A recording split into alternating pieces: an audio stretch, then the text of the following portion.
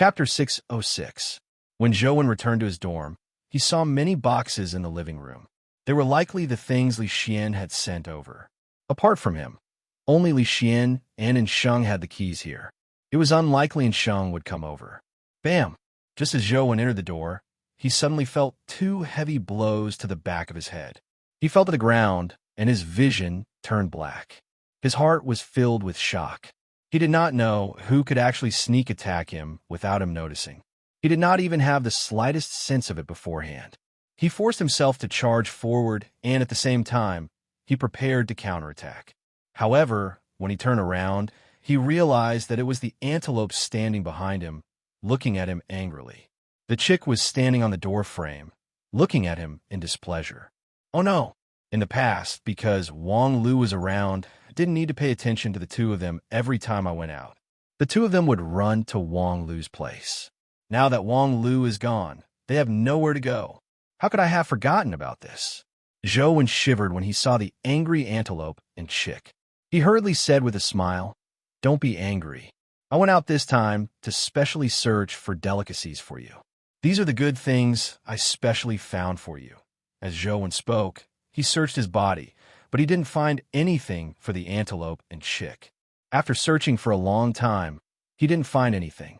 With a thought, Zhou took out the beef jerky he had prepared from the chaos bead. Those were originally food reserves. Zhou planned on eating them when he was trapped somewhere.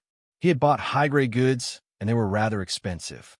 Now, he had no choice but to take them out. Seeing the antelope and chick eat the bags of meat jerky, Zhou couldn't help but feel his heart ache. He didn't have much savings on him. Although he had many essence crystals, he hadn't exchanged them for money. Zhou was still a pauper. The little money he had left had been used to buy things for the arch. Zhou opened the boxes and carefully checked them. They were indeed the things he had asked Li Xian to buy. The numbers were right. Zhou called Li Xian and told him that he had returned and that he had received the items. The two of them chatted for a while before Zhou learned that the antelope and chick hadn't starved while he wasn't around. And Sheng had been sending them food all this time. Damn antelope. Since you weren't hungry, why did you hit me? Zhou glared at the antelope, but he didn't dare say it out loud.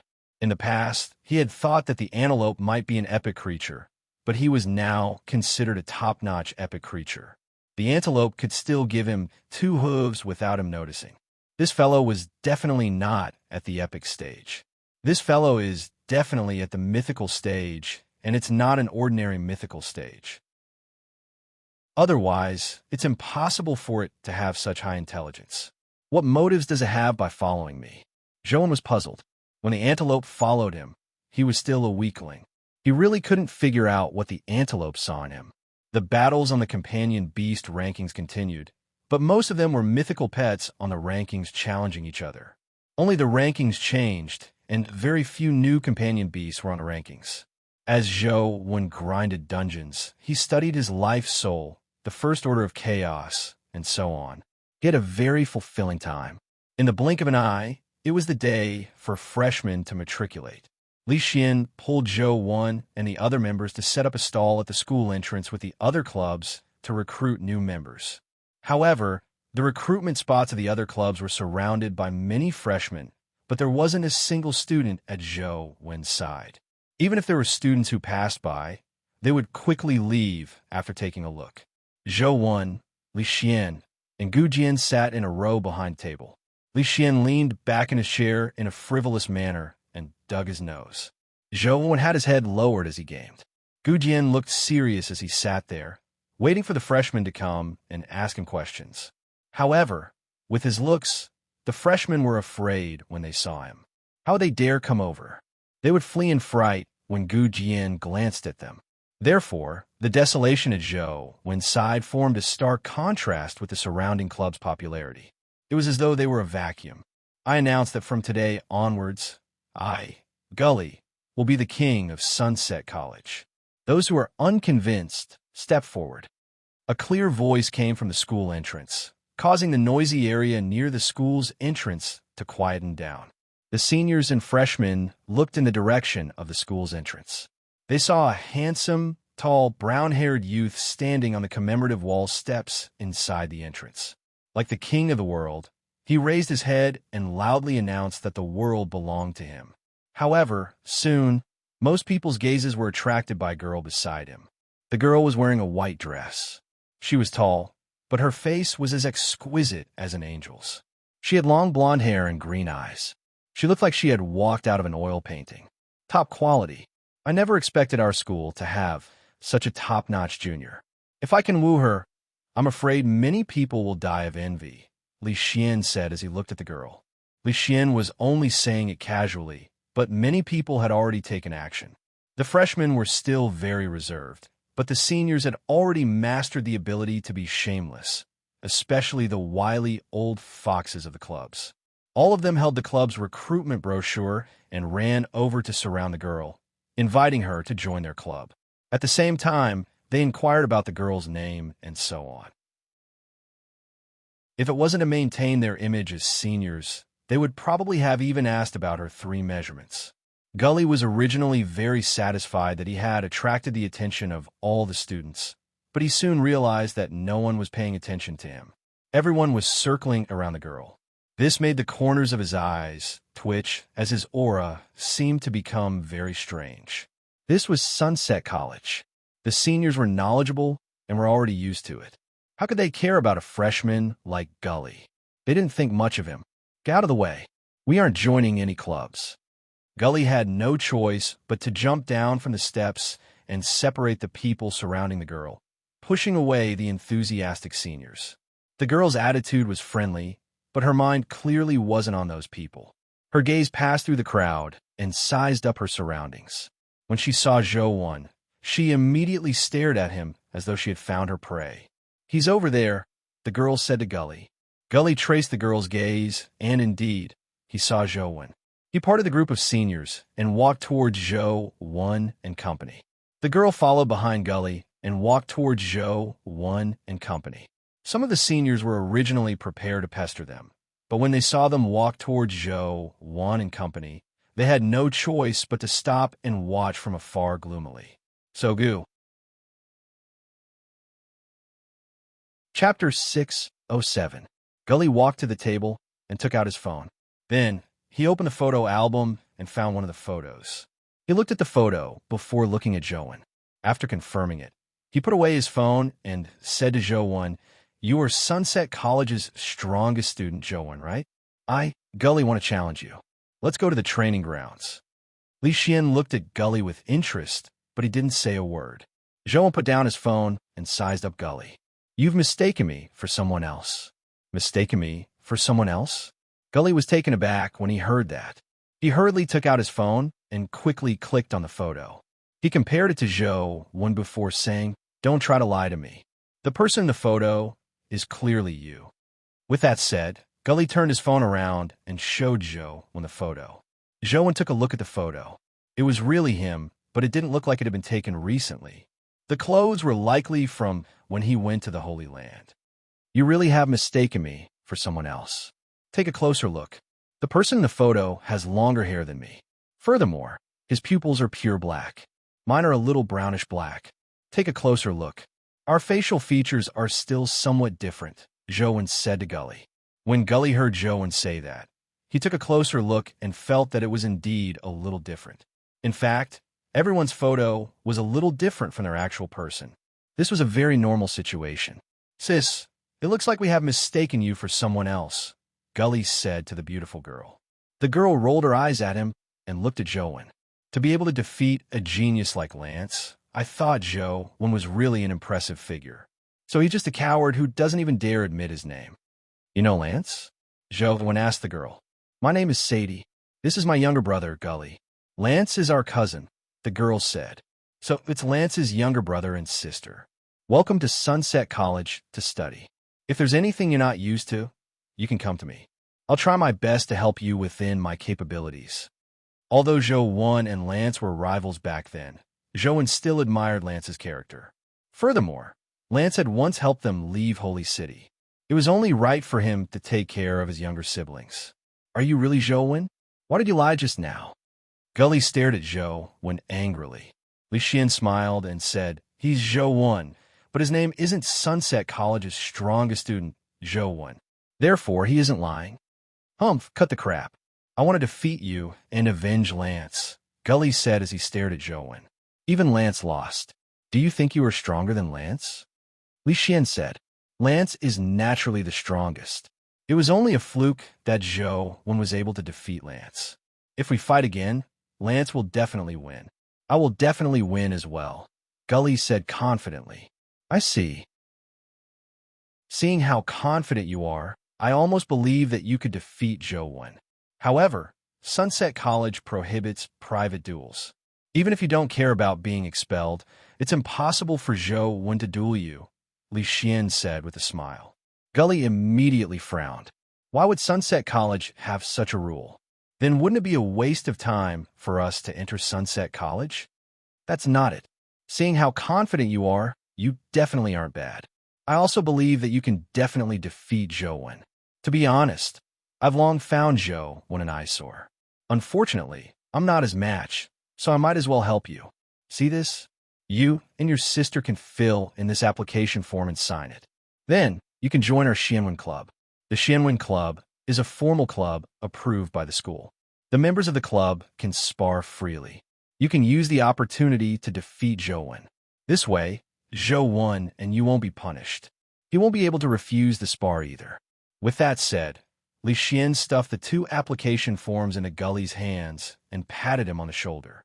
Junior, this is all I can help you with. Whether you can help Lance avenge his humiliation will depend on you. Are you sure I can challenge Zhou in this way?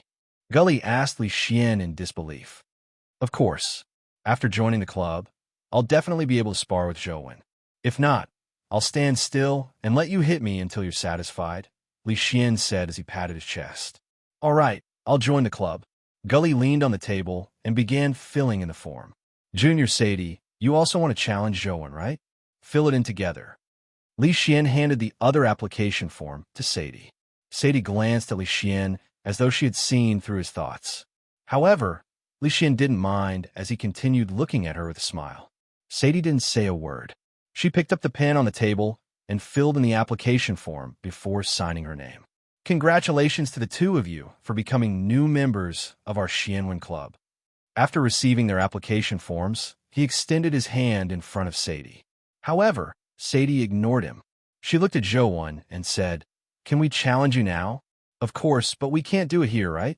Go to the dorm first. I'll arrange the time and venue for you. Don't worry. With me around, I guarantee that you will have enough time to spar with Zhou. Li Xian warmly helped Sadie take her luggage and sent them to the registration.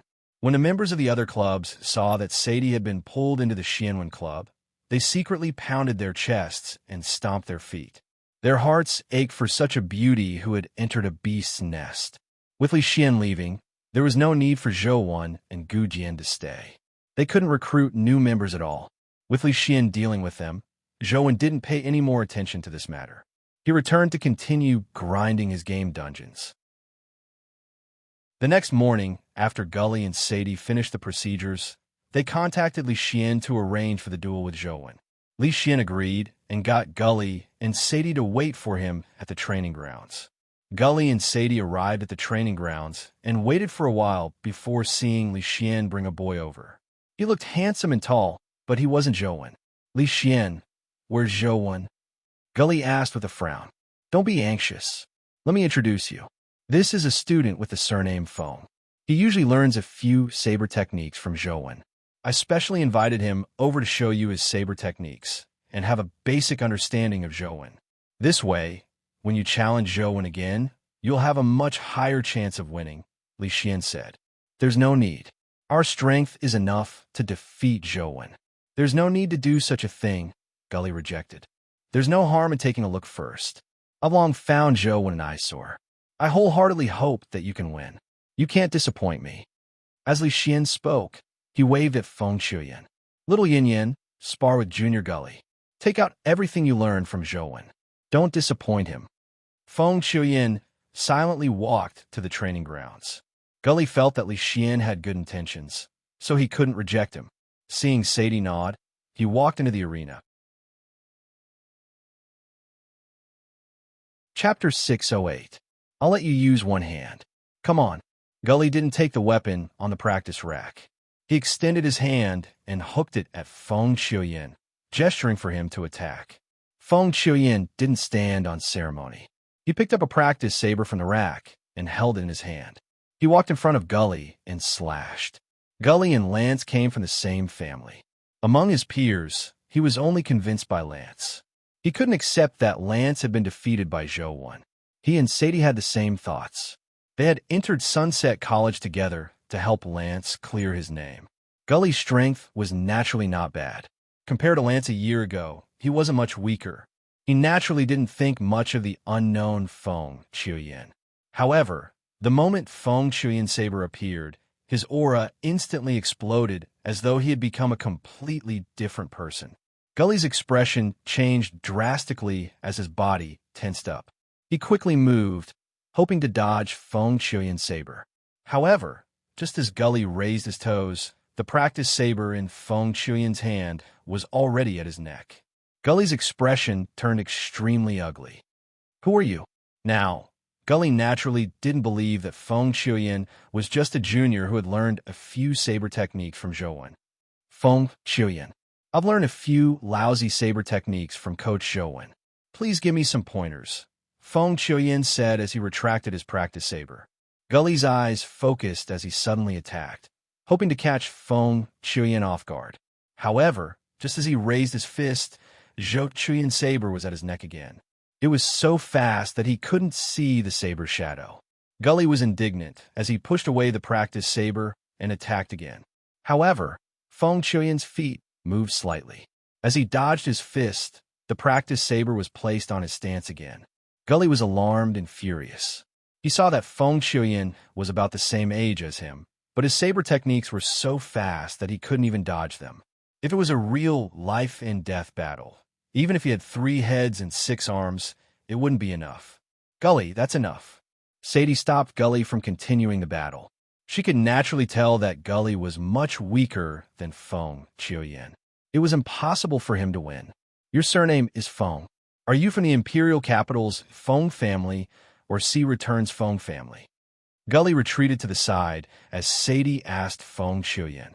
"The Sea Return Feng family," answered Feng Qiuyan. "With a saber Dao genius like you appearing in the Sea Return Feng family, there's hope for them to retrieve the Divine Wind Saber and become an authentic member of the Feng family," said Sadie. "You flatter me. My saber skills are nothing. I only learned a little from my coach." Seeing that Sadie had no intention of attacking again, Feng Qiuyan placed the practice saber back on the saber rack and said indifferently, "You're right. Is your saber art really from Zhou and Xue?" Sadie didn't believe Feng Qiuyan's words. He and Gully had seen the video of Zhou and Lance's battle. Even the Zhou back then was probably not Feng Qiuyan's match. In less than a year, no matter how fast Zhou improved, it was impossible for him to be stronger than Feng Qiuyan. How could he teach Feng Qiuyan such a saber technique? "Yes," Feng Qiuyan answered before saying to Li Xian, "President, I'll head back first. I've made an appointment with Coach to do a homework mission together. Little Yin, go back first." Li Xian smiled as he sent Feng Qiuyan off. Then he sighed and said to Gully and Sadie, "You can't even defeat Feng Qiuyan. So how are you going to challenge Zhou? From the looks of it, I can only let that fellow continue being arrogant." How heartbreaking. Gully was momentarily disappointed. Feng Qiuyan's absolute dominance had already made him lose his previous confidence. However, you don't have to be too disheartened. Our club still has many activities. When the time comes, you will still have a chance to continue learning and growing. Zhou will also often participate in activities. If you work hard, you still have a chance to defeat him. I have high hopes for you. As Li Xian spoke, he picked up his phone and looked at it. "All right, that's all for today. I'll inform you when the club has an activity the next day." "Sis, it's no wonder Zhou can defeat Lance. The disciples he teaches are already so strong. He must be even stronger," Gully said in disappointment. However, Sadie curled her lips and said, "Gully, you are too simple-minded. It's too easy to be deceived. That Feng Qiuyan saber techniques already have the aura of a saber expert. Even in our 6 families, There aren't many people with such saber techniques. How can Zhou teach such a person saber techniques? It's more like he's teaching Zhou. But Feng Shuyan said it himself. Before Gully could finish, he was interrupted by Sadie. Sadie said firmly, "The more that's the case, the more problematic it is. If Zhou is really that strong, why didn't he accept the challenge himself? He's clearly afraid of losing to us. So he joined forces with Li Xian and Feng Shuyan to put on such a show for us. It's to make them give up on challenging him." "I see. We were nearly fooled by him. Let's go find Zhou now. No matter what, we can't let him escape again." Gully's eyes gradually lit up again. However, when he turned around, Gully frowned again. "But how can we find Zhou? We don't even know where he lives." "That's not difficult. Didn't Feng Qiuyan say that he has an appointment with Zhou? As long as we follow Feng Qiuyan, we will definitely be able to find Zhou," Sadie said indifferently. "That's right. With your Eye of Odin, it won't be easy to follow Feng Qiuyan. Let's go now," Gully said as he walked out. The two of them left the training grounds. Sadie's eyes suffused a faint blue light as she led the way. Soon, the two of them arrived at Dragon Gate Grotto. From afar, they saw Zhou and Feng Qiuyan enter a grotto together. "I see them. They're there. Zhou is indeed here," Gully said as he pointed at the grotto where Zhou and Feng Qiuyan had entered. Sadie nodded, and the two of them arrived in front of the grotto. Sadie carefully sized up the grotto and said, "This should be the Lotus Flower Grotto in Dragon Gate Grotto. There are legendary flying beasts and epic fairies inside. With Feng Qiuyan's strength, the flying beasts aren't a challenge to him. They are probably here to kill fairies. Who cares what they're killing? It just so happens that they have entered a dimensional zone. Let's chase after them and fight Zhou. As long as we defeat him, it doesn't matter even if we are expelled. After all, we came here to defeat him." As Gully spoke, he quickly walked towards Lotus Flower Cave. Sadie followed closely behind. Zhou had been invited to Lotus Flower Cave by Feng Qiuyan. As Feng Qiuyan had discovered a mutated fairy in Lotus Flower Cave, he had invited Zhou to slay it. Chapter 609. The last time Zhou came to kill the mutated fairy, he was with Jiang Yin, Zhong Zia, and Hui Haifeng. Now, the three of them had gone their separate ways. It was unknown if the four of them would reunite in the future. The mutated fairy is inside. In a while, I'll be in charge of restraining those flying beasts and ordinary fairies. I'll leave the mutated fairy to you, Coach, said Feng Qiuyan. All right, Zhou nodded slightly. The two of them walked into one of the caves. Sadie and Gully also arrived nearby. When they saw Zhou and Feng Qiuyan walk into the cave, Gully wanted to chase after them, but he was stopped by Sadie. Wait a moment. After Shadi pulled Gully back, she looked in the direction of the cave that Zhou had entered. An eye flew out of her eye socket and vanished as though it had teleported. Sadie closed one eye, but the other opened. I shot out a beam of light, forming a three-dimensional image in front of her. It was an image of Zhou and Feng Qiuyan. In the image, they were facing a group of flying beasts. There were at least a few hundred of them, a dozen or so fairies, and a mutated black and white fairy. So many fairies. Can the two of them deal with so many fairies? Gully said as he looked at the three-dimensional image. Coach, I'll open a path for you. As Feng Qiuyan spoke, he drew his saber and charged at the flying beast. There's no need. Didn't you ask me to come here to see me fight? Leave it to me. Zhou knew very well. If Feng Qiuyan really wanted to kill the mutated fairy, he would definitely think of a way himself. It was impossible for him to seek his help. The reason why he sought him out wasn't to kill the mutated fairy. Indeed, nothing can escape Coach's eyes, said Feng Qiuyan. Then just wait and see. With bamboo blade in hand, Zhou stared at the flying beasts and fairies that were charging over like dark clouds. However, his focus wasn't on them. Instead, he passed through the beast horde and stared at the mutated fairy floating in midair. What does he want to do?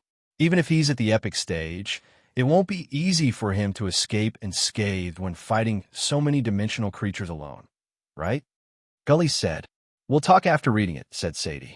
Seeing the horde of flying beasts and fairies charge at Zhou Wan and about to pounce on him, Feng Shuyan, who was standing beside him, took 2 steps back as though he really didn't plan on helping. Just as Gully and Sadie were wondering how Zhou Wan was going to deal with the group of flying beasts and fairies, Zhou Wan finally drew his saber. The saber beam flashed. Gully and Sadie only saw a saber beam flash past.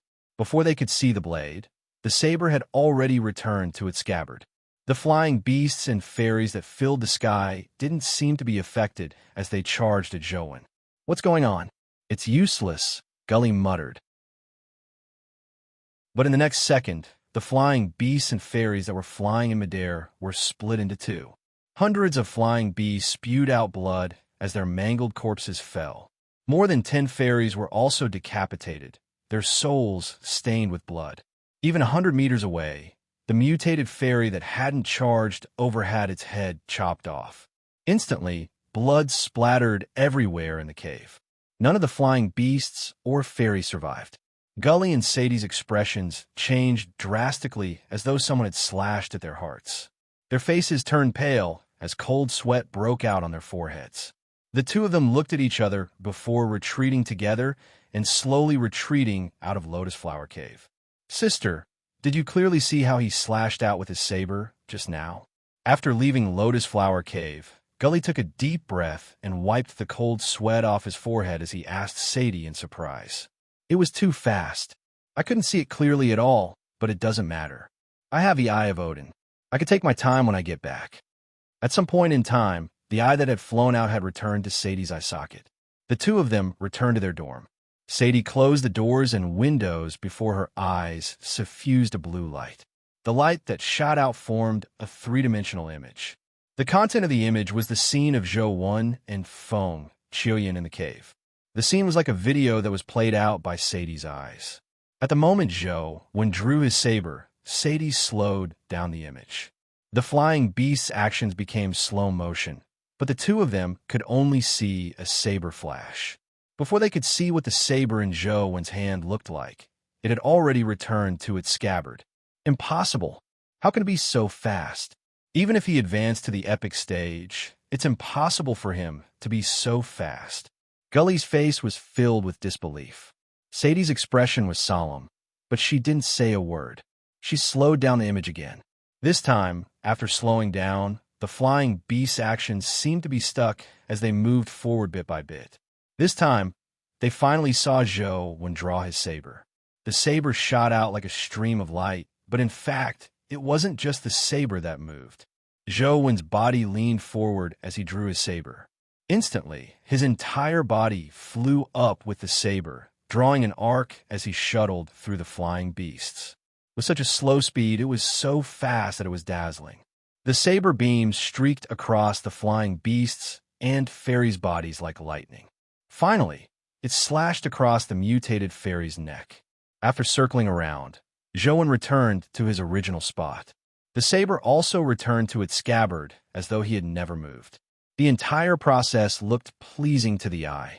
The entire process was done smoothly, with the elegance and speed of lightning flashing across the sky. Gully broke out in a cold sweat as he turned to Sadie and asked, "Sis, how much did you slow down the Eye of Odin?" 7 times, Sadie answered with a strange expression. "Impossible." When Gully heard this answer, he immediately shouted, "If you slow down the Eye of Odin by 2 times, a legendary expert's maximum speed will become as slow as a snail. If you slow it down by 4 times, an epic expert will crawl like a tortoise. If you slow it down by 6 times, even a top epic expert who specializes in speed will become like a super slow motion scene. How can a saber technique and movement technique be so fast when it's slowed down by 7 times? Even if he's already a top epic, it's impossible for him to have such a fast saber and movement technique. Yes, it's indeed impossible. The Eye of Odin's speed can only be slowed down by a mythical expert," Sadie said. "How can he be at the mythical stage? Impossible. Sis, are you mistaken?" How could Gully believe that Zhou Wan, who is only 1 or 2 years older than him, was at the mythical stage? It's impossible for my Eye of Odin to be wrong. Of course, It's impossible for him to be at the mythical stage. Then, there's only one possibility left. He has cultivated his saber technique to the level of a divine skill, which is why he has such fast speed, Sadie said with a burning gaze. Divine saber technique. Gully was stunned.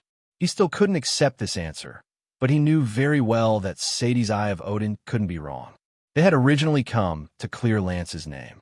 Although Gully hadn't advanced to the epic stage, he was already very close. As for Sadie, she had already advanced to the epic stage and obtained the life soul, Eye of Odin, which could almost be called a bug.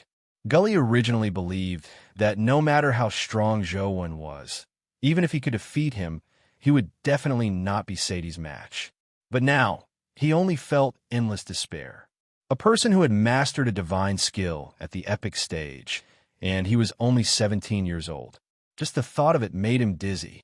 In the history of the six families, there had never been such a terrifying person. Chapter 610. Ding! A crisp sound came from the phone. Zhou nearly jumped out of bed when he saw what had dropped in-game. After returning yesterday, Zhou grinded dungeons the entire night. Finally, when he killed the golden battle god Halberd in the morning, a companion egg dropped for the third time. Is the golden battle god Halberd that easy to drop? Zhou looked at the three identical battle god halberds with slightly different stats and skills. He felt slightly depressed. An additional mythical companion beast could indeed greatly enhance Zhou's strength, but the same companion beast's ability to adapt to different situations would be weaker. When restrained, the same companion beast would be restrained together. It would be more limited and lacking in adaptability. But if I fuse it, there's no suitable companion beast that can fuse with the golden battle god Halberd. Zhou matched his companion beast with the golden battle god Halberd again. In the final match, Overlord Sword and golden battle god Halberd had the highest compatibility, but it was only 41%. With less than 50% compatibility, the chances of a successful fusion were very low. The only fusion plan with a high compatibility was to fuse the golden battle god Halberd with the golden battle god Halberd. However, the most important function of the golden battle god Halberd was its life soul, golden divine light, and unstoppable. With these two abilities, the golden battle god Halberd's effects were already at its peak. Even if he could enhance his stats or have a few more skills after fusion, they wouldn't be able to qualitatively improve the golden battle god Halberd's main functions. He might as well keep two golden battle god halberds. This way, he would be stronger in combat. I already have 3 golden battle god halberds. I could take a gamble with one.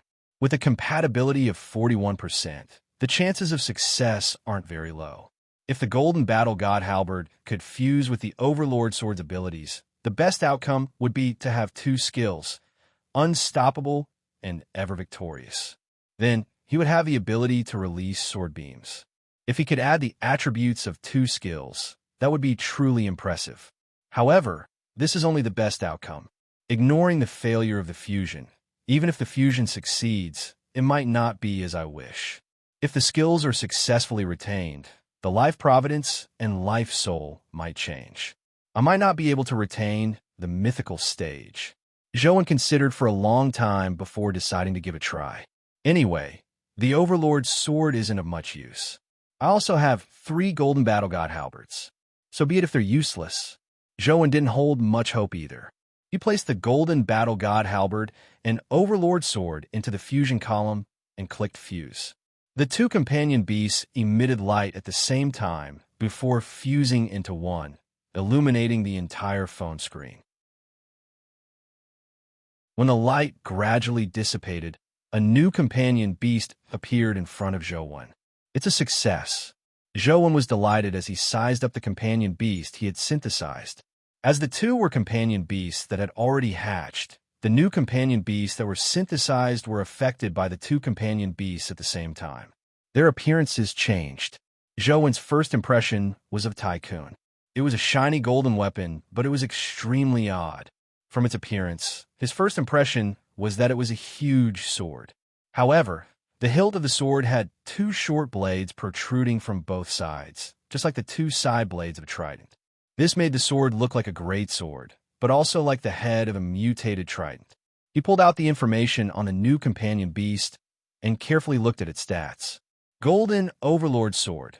Mythical Life Providence. Sword Sovereign of God-Life Soul. Golden Sword Aura Wheel of Fortune. Mercy of the War God. Strength, 79 Speed, 72 Constitution, 79 Essence Energy, 68 Talent Skill. Ever Victorious. Fong Wheel Sword Flash Companion Form. Golden Greatsword Zhou when frowned slightly.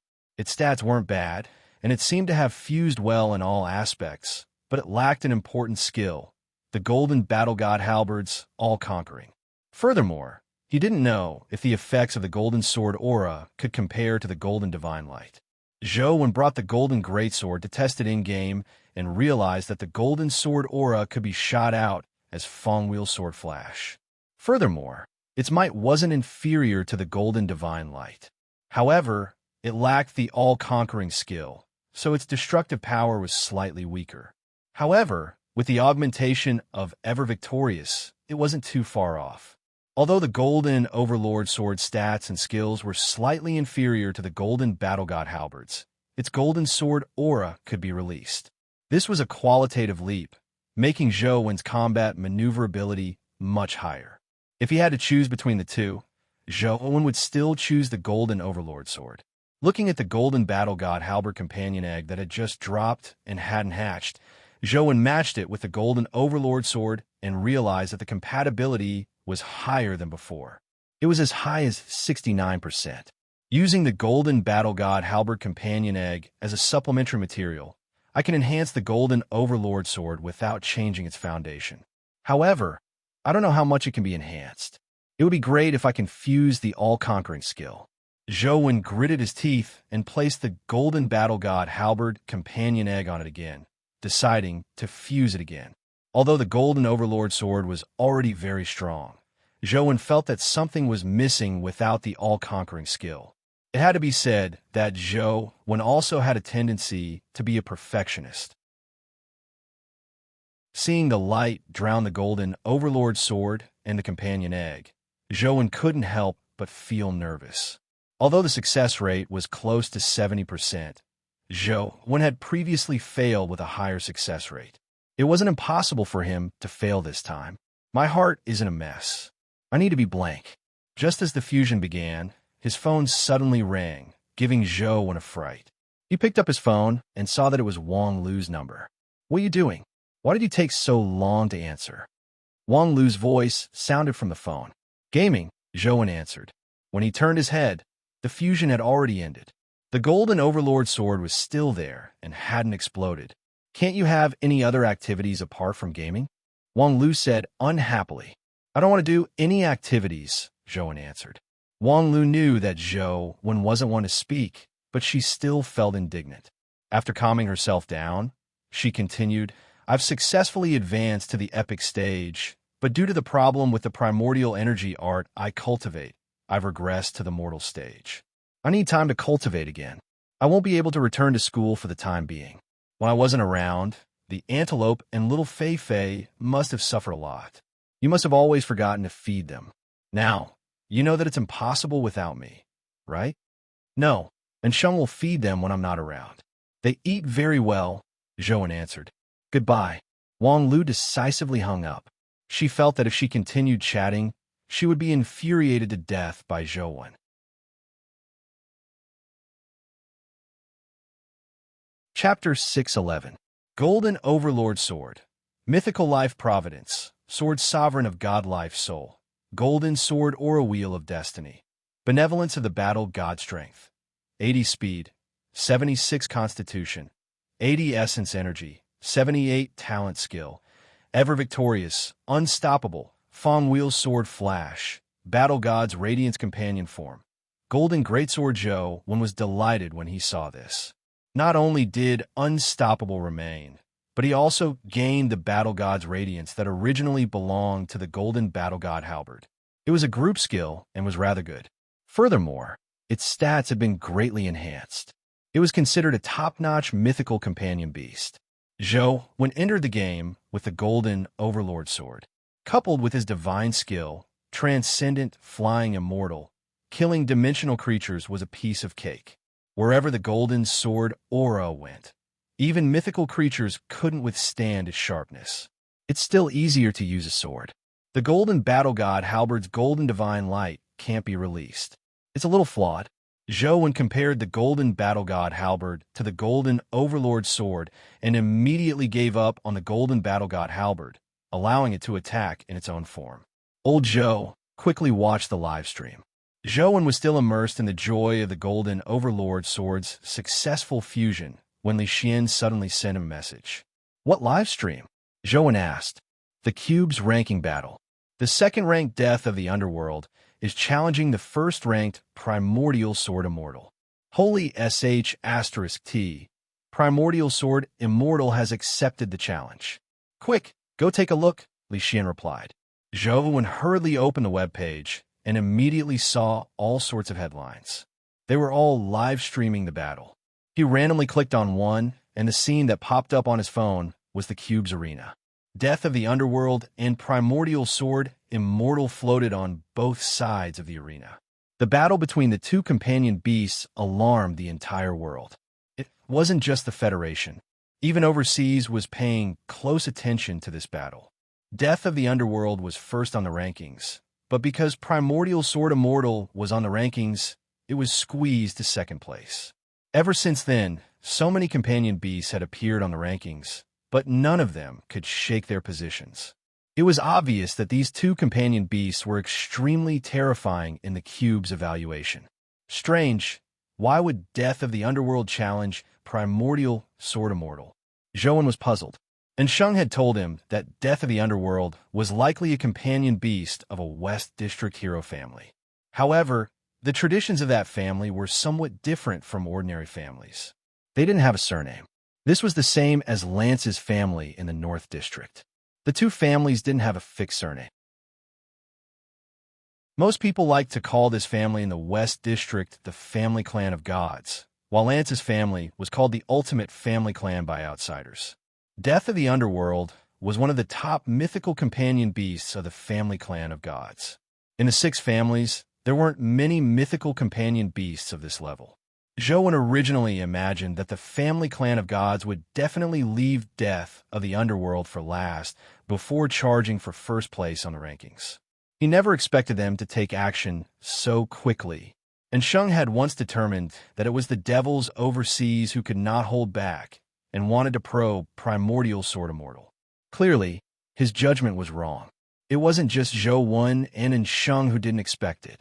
Even the other families of the 6 families didn't expect the Family Clan of Gods to let Death of the Underworld challenge Primordial Sword Immortal so early. What are those fellows trying to do? Member of Parliament Cape watched the live stream and frowned. Among the 6 families, the Dugu family dominated the South District, and the Ultimate Family Clan occupied the North District. The East District was controlled by the Xia family and the Zhang family, while the West District was controlled by the Cape family and the Family Clan of Gods. The relationship between the two was very complicated. Usually, the two families would vie for their own interests in the West District. It could be said that they were as incompatible as fire and water. However, when faced with external danger, the two families would work together to fight the enemy and form an alliance. Member of Parliament Cape also believed that the Family Clan of Gods would let Death of the Underworld challenge Primordial Sword Immortal in the last few days. He never expected them to take action so quickly. In the arena, Primordial Sword Immortal launched an attack. The ruby on the sword hilt emitted a red sword beam that instantly appeared in front of Death of the Underworld. Death of the Underworld didn't seem to react as it remained standing there. The red sword beam stabbed into its body. When everyone saw the red sword beam stab into the gray cloak, they were surprised to discover that Death of the Underworld's body was like an illusion. The red sword beam failed to injure it at all as it drilled through its body. The red sword beam seemed to have a life of its own as it automatically flew back and shuttled through Death of the Underworld's body, but it was useless.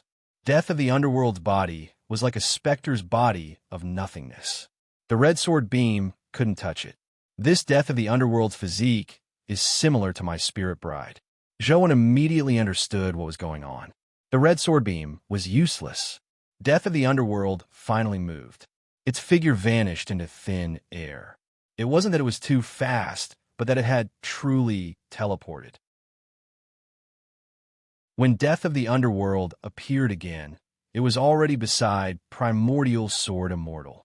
A ghostly hand condensed from bluish-black flames grabbed at Primordial Sword Immortal's sword hilt and was almost about to touch it. A sword hum alarmed the surroundings. Primordial Sword Immortal, which had never been unsheathed, finally tore out of its scabbard. The stone sword automatically flew out of its scabbard and slashed at Death of the Underworld's palm with a sword beam that resembled an immortal glow. Death of the Underworld seemed to be afraid. It didn't dare to take the stone sword's attack head-on like before. Its figure flashed again and dodged the terrifying sword beam. The ancient sword floated in the air as the sword beam flowed on it. It swept towards Death of the Underworld, who had teleported. Death of the Underworld teleported several times, but it failed to escape the sword beam. Just as the sword beam was about to slash at Death of the Underworld, Death of the Underworld suddenly pulled open its gray cloak. The bluish-black light in its body erupted and immediately enveloped the entire arena. Instantly, the screen on the phone turned bluish-black. It was as though countless stars were swirling in the bluish-black space, like the universe in the night sky. Apart from that, there was nothing else on the phone. Is this an essence energy skill or the power of the Wheel of Destiny? Zhou looked at the screen and frowned. The others were as anxious as Zhou. They didn't know what was happening in the arena. All they could do was stare at the bluish-black galaxy in a daze. In just a moment, the bluish-black light in the arena suddenly converged. A sword beam tore through the void. It was the stone sword. It's finally out. Just as everyone was feeling pleasantly surprised, they realized that Death of the Underworld had already left the battlefield. After the battle ended, Death of the Underworld's ranking didn't change. It was still ranked second. Clearly, it had lost.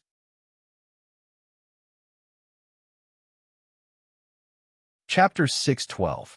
What's going on? I didn't see the most critical part at all. Li Xian sent a message to Zhou. Although I didn't see the most critical part, I can already tell a lot of things, Zhou replied. What did you see? Li Xian asked. Death of the Underworld has powers similar to a spatial domain. If you want to fight Death of the Underworld, you have to be prepared to fight in an away game. For Primordial Sword Immortal to be able to defeat Death of the Underworld in its spatial domain, it's possible that it also possesses spatial elemental powers or that its offensive strength is so powerful that it can destroy space. Regardless of which possibility it is, Primordial Sword Immortal's strength has already exceeded imagination. Zhou paused before saying, the various families should have professional analysts. They should have more professional analysis. Let's wait for the results. What I want to see the most is the Family Clan of Gods analysis report. This isn't satisfying enough, Li Xian said with a sigh. It's indeed not satisfying enough. Zhou had the same thoughts. Now, the only one who knew more about Primordial Sword Immortal was the Family Clan of Gods.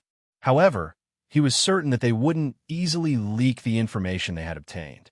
Indeed, in less than 2 days, news came from Enchantment. It was said that the Family Clan of Gods had indeed produced a comprehensive analysis. Furthermore, they were publicly selling the analysis results. However, the asking price was too high. Even the other families were hesitating, unsure if they should buy their information. No one could guarantee that the Family Clan of Gods analysis was decisive. Unfortunately, my pets don't have spatial powers. If we fight, others will see everything. There's no possibility of selling the information. Otherwise, I can sell the information to make a killing.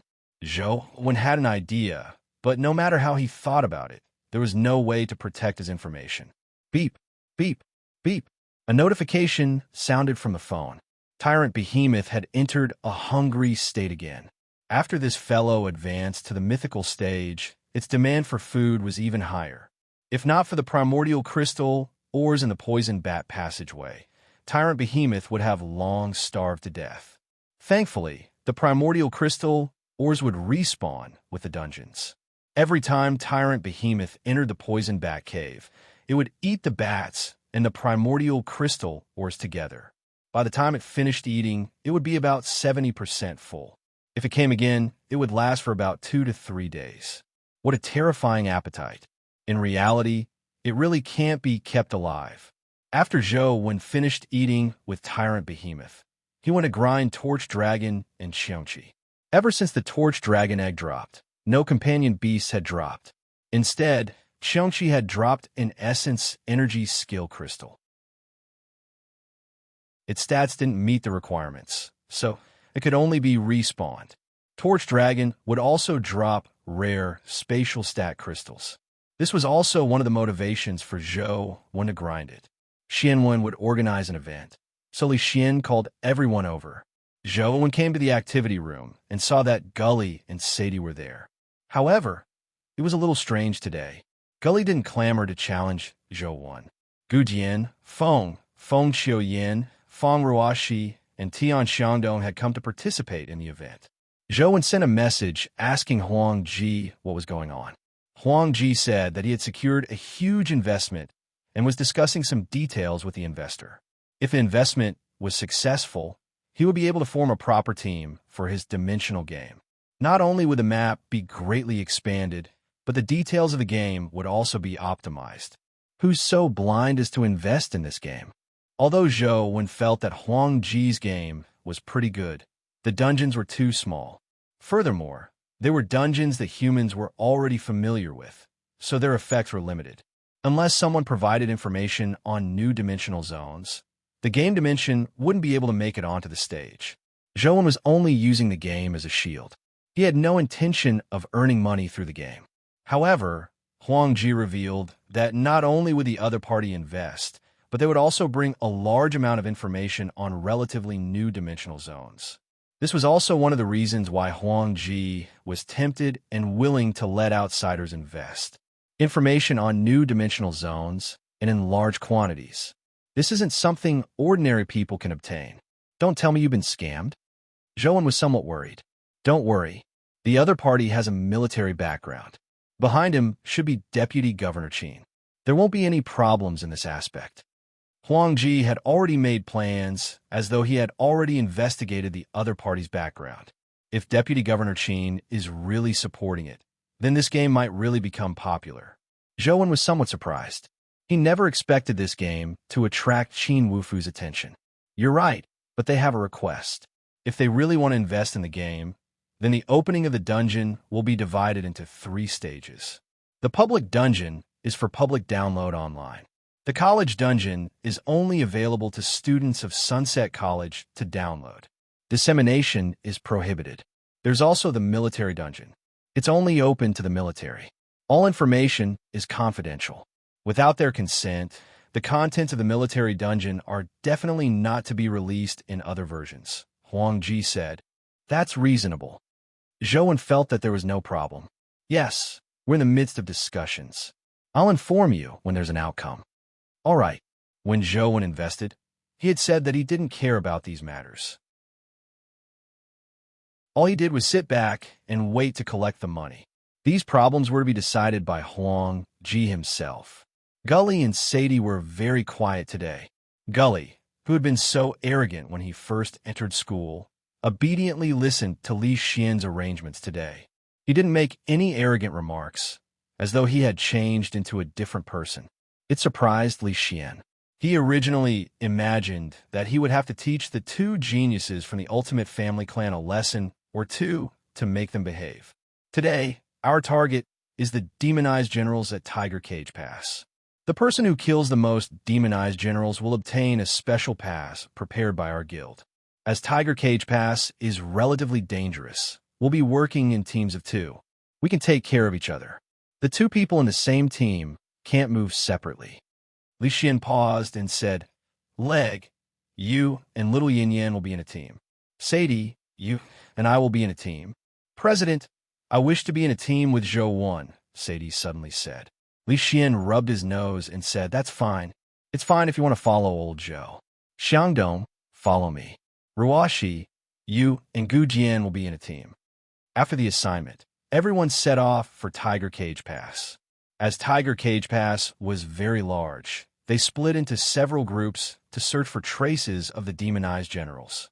Tiger Cage Pass had no secrets to Zhou. He only came out to move around. It could be considered as letting others know that he was also cultivating. Zhou, are you interested in competing? Sadie suddenly said to Zhou.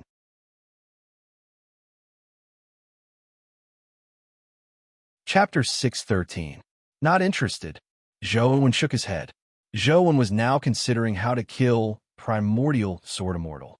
He had no interest in an opponent at Sadie's level. Even if she was a peerless genius, she was at most at the epic stage. The epic stage was already too weak for Zhou.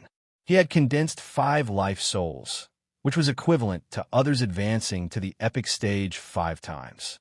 He really didn't think that the epic stage was impressive. Even the 6 families wouldn't casually give mythical companion beasts to such young geniuses. This was because they had too little combat experience and were too young. Their temperaments weren't stable enough. With powerful strength, it would be easier for them to take risks. That way, they would die faster. An epic without a mythical companion beast posed no challenge to Zhou. Sadie seemed to have expected that Zhou would reject her, so she wasn't angry. She continued, I know you are very strong. If it's a life-and-death battle, I'm definitely not your match. But if it's a competition of discernment, I believe you are definitely not my match. Since you are so confident, I'll leave the mission of hunting the demonized general to you. Zhou retreated a little. A group of demonized soldiers had already discovered them and were rushing over. Although Sadie felt that Zhou was belittling her, she didn't mind. If it were in the past, she would definitely have thought that Zhou was too arrogant. However, after seeing Zhou slash out with transcendent flying immortal, she felt that he had the right to be arrogant. No matter how arrogant a 17-year-old person who had mastered a divine technique was, it wasn't an exaggeration. Sadie summoned an ice sword and charged at the demonized soldiers. The demonized soldiers were naturally no match for her. They were easily killed by her. They couldn't even be considered a warm-up. Seeing that Zhou wasn't paying attention to her, Sadie tactfully didn't say anything else. She was only waiting for an opportunity to make Zhou look at her in a different light. She was very confident in her Eye of Odin Life Soul. In the family's evaluation, the Eye of Odin Life Soul was S+. It was stronger than the average S grade, almost a bug-like life soul. Although Sadie's Eye of Odin had just condensed and was a primordial body, its abilities were already very sick. Previously, she had used it to record and broadcast images. In fact, it was just a small trick of the Eye of Odin.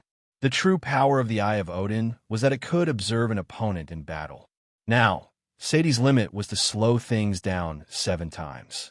In battle, if she used this ability, all movement trajectories would be slowed down 7 times in her eyes. This speed reduction was calculated according to the Eye of Odin's own standard, and not the movement speed of the object slowed down by 7 times. In other words, attacks that looked very fast to others would become very slow in Sadie's eyes. It made it very easy for her to dodge those attacks, or have enough time to think of a way to deal with them. The Eye of Odin didn't just strengthen one's vision. In fact, the Eye of Odin's true goal was to strengthen the brain. If the brain's thinking speed and reaction speed couldn't keep up, it was very easy to create a situation where you could see but couldn't react. However, the Eye of Odin's enhanced brain allowed Sadie's thinking and reaction speed to keep up with her eyesight. This was what was truly terrifying. After the saber technique that looked as fast as lightning was slowed down by 7 times, Sadie felt as though she was watching in super slow motion. At the same time, she quickly thought of various ways to deal with it. Now, Sadie's only flaw was that because her eyesight and brain power were too strong, her body couldn't keep up with her brain's reaction speed. This resulted in a situation where she had high ambitions but low abilities. Under normal circumstances, 4 to 5 times the speed was already her limit. Her body speed could keep up with her eyesight and brain power. Any higher, and even if her brain issued the command, her body wouldn't be able to keep up. In terms of combat ability, Sadie knew that she was far from Zhou Wen's match, But in terms of eyesight, Sadie didn't believe that she would lose to Zhou. Along the way, the ice sword in Sadie's hand mercilessly reaped the lives of the demonized soldiers. Even if she encountered a demonized general, it would be killed by her with one strike. Her sword technique didn't have any unnecessary movements. She could always kill her enemy in the simplest way. Let's stop here. Don't go any further. Zhou followed behind Sadie and didn't attack. Seeing that Sadie was about to rush into the range of the tiger cage demonized general, he said, "Let's stop here. I heard that there are very powerful dimensional creatures guarding Tiger Cage Pass. Ordinary people can't rush in. Why don't we make a bet? If I can rush into the city and kill the dimensional creature guarding the pass, I'll win. If I can't rush in or kill the dimensional creature guarding the pass, it'll be my loss. If I lose, I could tell you a secret regarding the cube's ranking. If I'm lucky enough to win, I hope that you can officially compete with me. Just the two of us. Let's compare our eyesight," Sadie said. "What secret?" Zhou asked. "It won't be a secret if I tell you. However, I guarantee with my character that this secret is definitely worth it," Sadie said firmly. "All right, I'll bet with you. Are you sure you want to kill the strongest dimensional creature in Tiger Cage Pass?" Zhou asked. "That's right. Let's clap our hands to make an oath. It's a deal, right?" Sadie extended her palm. Zhou didn't hesitate as he extended his palm and slapped it. The Tiger Cage demonized general was already a top epic creature. No matter how talented Sadie was, it was already not bad for her to be able to kill the Tiger Cage demonized general. However, the truly terrifying thing in Tiger Cage Pass wasn't the Tiger Cage demonized general, but the elegant Emperor's avatar puppet. Although that fellow was only at the epic stage, the difficulty of dealing with him was close to the mythical stage. Zhou didn't think that Sadie had the ability to kill the elegant Emperor's avatar puppet. Retracting her palm, the corners of Sadie's mouth curled up slightly as she revealed a confident expression. She raised her ice sword and charged towards Tiger Cage Pass. Zhou watched from the side, prepared to save her at any moment. If Sadie failed, he couldn't watch her die here. Just as Sadie stepped into the Tiger Cage demonized general's shooting range, she saw an arrow shoot over with a strong spiral force. It was astonishingly fast. However, Sadie wasn't flustered at all. When the arrow arrived in front of her, she took a slight step to the side and dodged it. At the same time, the ice sword in her hand slashed at the arrow, sending it to the ground. She continued charging towards Tiger Cage Pass. Like a rainstorm of arrows, they immediately came over, covering the sky and covering the earth. Zhou watched as Sadie moved in a small area. She brandished the ice sword in her hand and easily passed through the rain of arrows as she continued charging towards Tiger Cage Pass. This Sadie is really capable. Zhou realized that when Sadie passed through the rain of arrows, she used a very small amount of movement to dodge a large number of arrows. Every time she brandished her ice sword, she would hit the most critical arrow. The entire process was as standard as a route calculated by a computer. There was no waste of stamina or unnecessary movements. Even Zhou himself couldn't do better than Sadie. So go.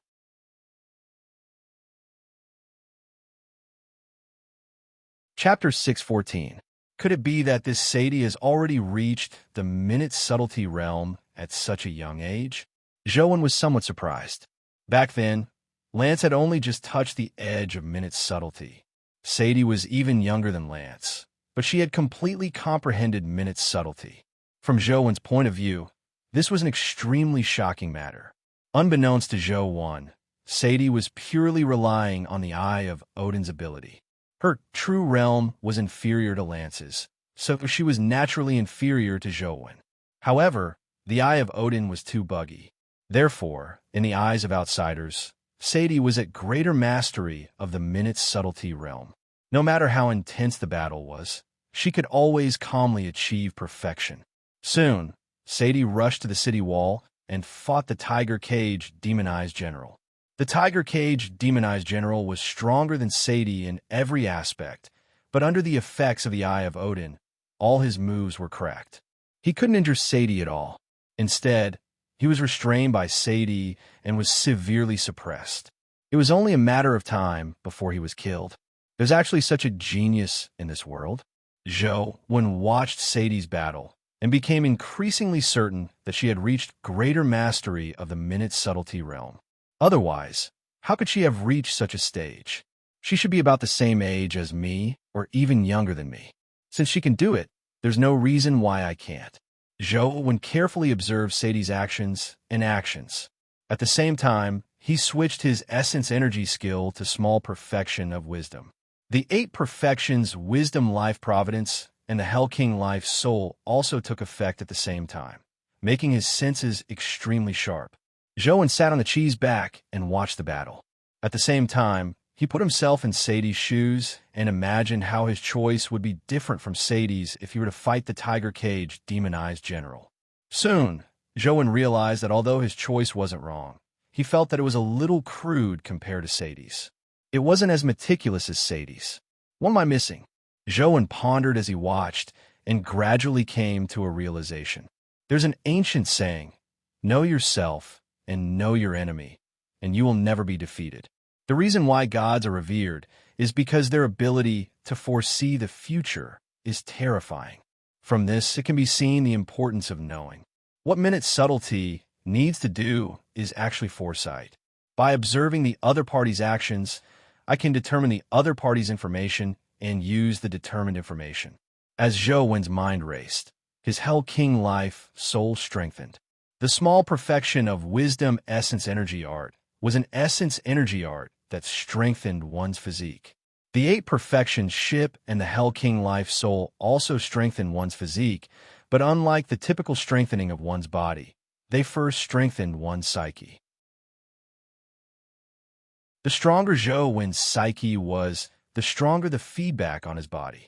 As Zhou gained insight, the Hell King life soul became stronger and stronger. As for the Hell King life soul, it was one with Zhou. The growth of the Hell King life soul immediately fed back to Zhou, making him feel his senses become sharper. Suddenly, the vertical eye at Zhou's glabella opened. It was the eye of hell that belonged to Hell King. At the instant it opened, there seemed to be countless wraiths howling inside. At the instant the eye of hell opened, the space around Zhou seemed to change. The eye of hell wasn't a real eye, but a door that led to hell. When the eye of hell opened, Zhou's body had a strange feeling. It was as though there was another feeling beyond his 7 senses. This feeling made his senses extremely strange. So this is the Hell King's true ability. This should be the so-called 8th sense, right? Breaking through the understanding of spatial dimensions. Under the effects of the Hell King life soul, Zhou didn't need to look to sense the minute changes around him. However, Zhou gradually realized that the feeling he had as a Hell King wasn't as simple as the 8th sense. Apart from a normal feeling, he also discovered a strange phenomenon on all the creatures. It was an indescribable feeling. He seemed to see a transparent flame burning on the bodies of all the creatures. Some transparent flames were bigger, burning like bonfires. Some flames were relatively small, like flames. It was as though they would be extinguished if one breathed too heavily.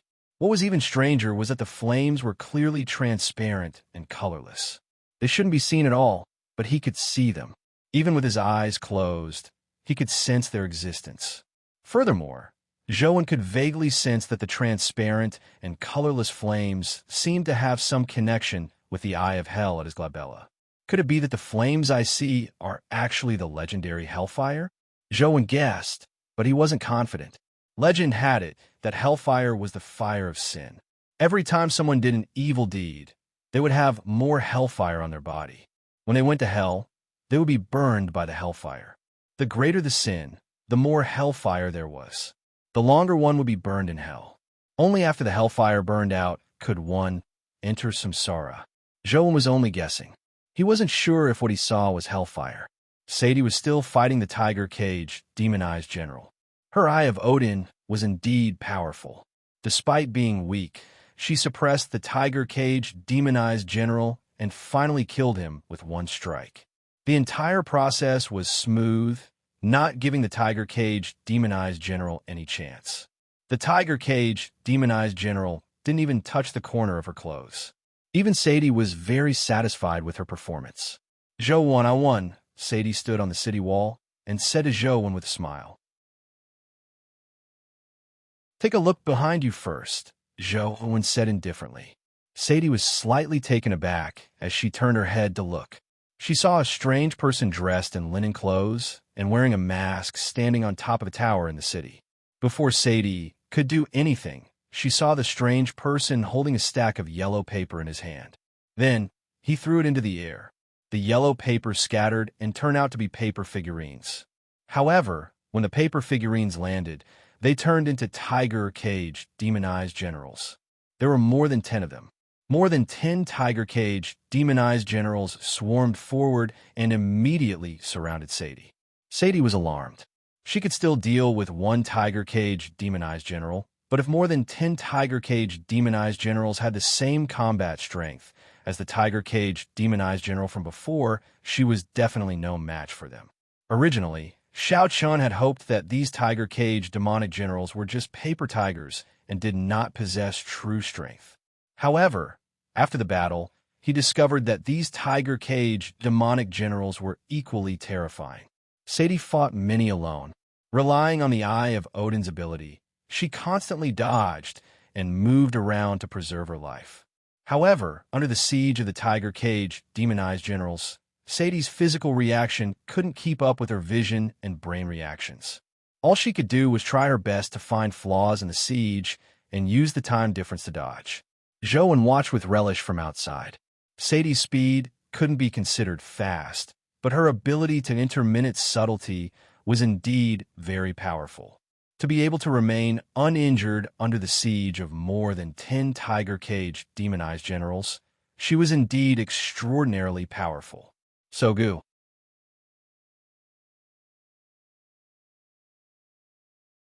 Chapter 615. With the augmentation of his life providence and life soul, Zhou discovered something amiss when he looked at Sadie's battle. So it's not that she has reached the minute subtlety realm herself, but that she relied on her life soul. What kind of life soul is that? It can actually allow someone to have minute subtlety abilities? Zhou thought to himself. Although Sadie was in a sorry state, it was already rather shocking that she wasn't injured under the siege. Unfortunately, with so many tiger cage demonized generals surrounding her, Sadie couldn't rush out. Her essence, energy, and stamina were very limited, so it was only a matter of time before she died. This matter proves that no matter how strong one's abilities are, it's best to be careful. In such a world, who knows what kind of enemy I will encounter? Once restrained, no matter how strong one's abilities are, they can't resist death. However, Sadie's ability is really not bad.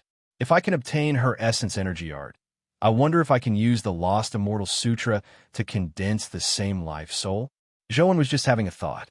Even if he had the same essence energy art, he might not be able to condense the same life soul. This was because the formation of a life soul depended on one's physique and mental strength. Therefore, everyone's life soul was somewhat different. There were no two absolutely identical life souls. It was the same for life providences. The functions might be similar, but they wouldn't be identical. Furthermore, even with the Lost Immortal Sutra, condensing a life soul wasn't easy. One had to have a special energy with similar attributes as a foundation before the Lost Immortal Sutra could simulate condensing a life soul.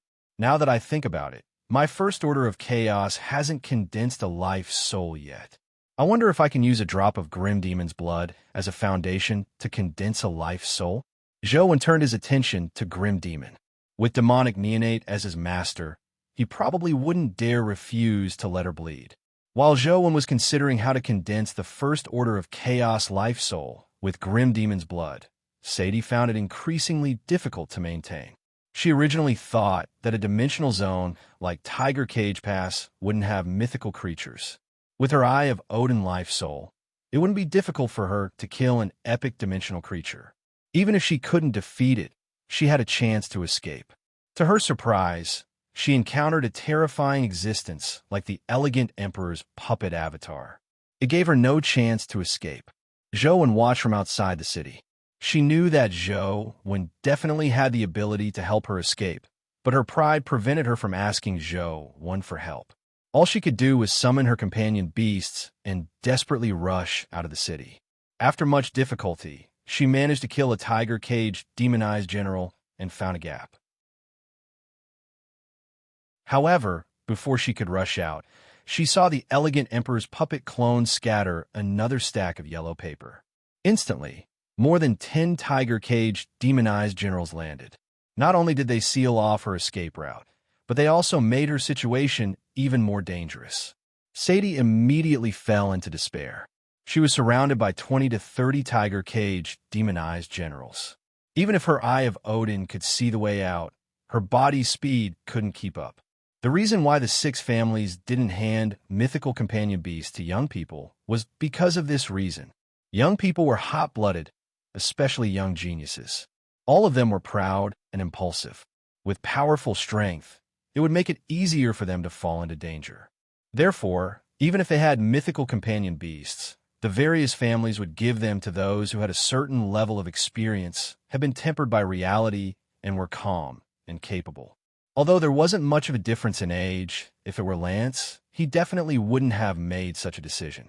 Sadie's essence energy was almost depleted. A companion beast beside her was attacked and slammed into her, immediately deviating her trajectory. It was too late to dodge the attacks of the tiger-caged, demonized generals beside her. Sadie gritted her teeth and prepared to risk her life, but she saw a saber beam flash. The tiger-caged, demonized generals beside her suddenly stopped attacking. With a bang, white fog emitted, turning into yellow paper figurines that landed on the ground. Turning her head, she saw Zhou standing beside the masked man. As for the masked man, his head had already been chopped off.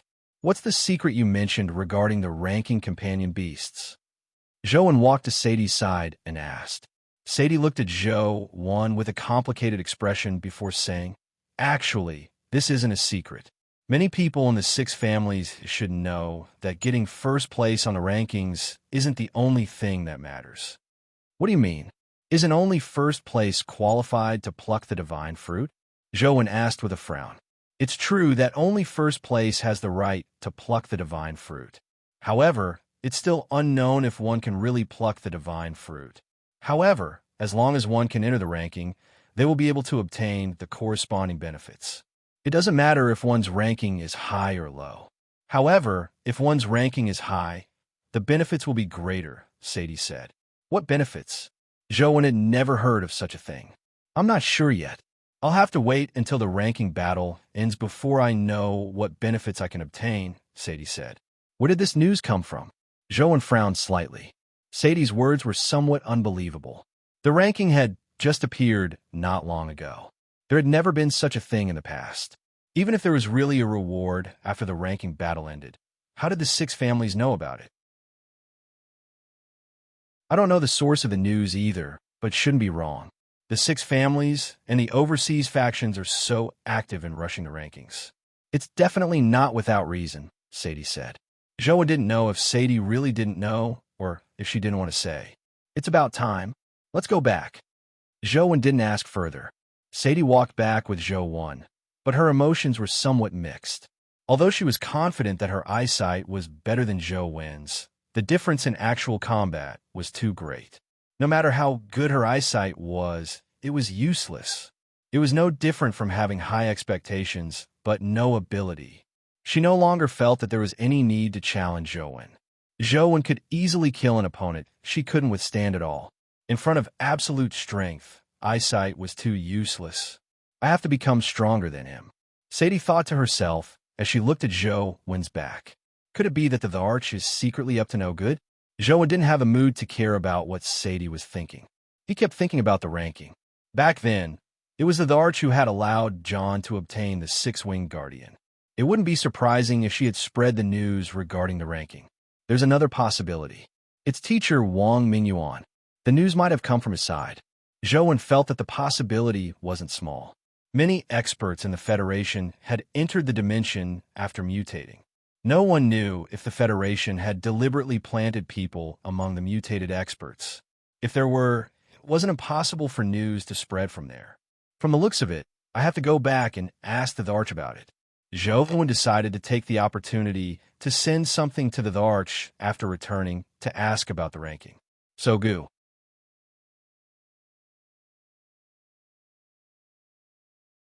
Chapter 616. After the Xianwen Club's activities ended, Joan returned to his dorm and sent a message to the Arch, saying that the items were ready for her to receive. Send them over, the Arch replied. Joan sent the items through the Void Flowers teleportation door. Although they weren't worth much, they still cost Joan more than 100,000 yuan. It made his heart ache slightly.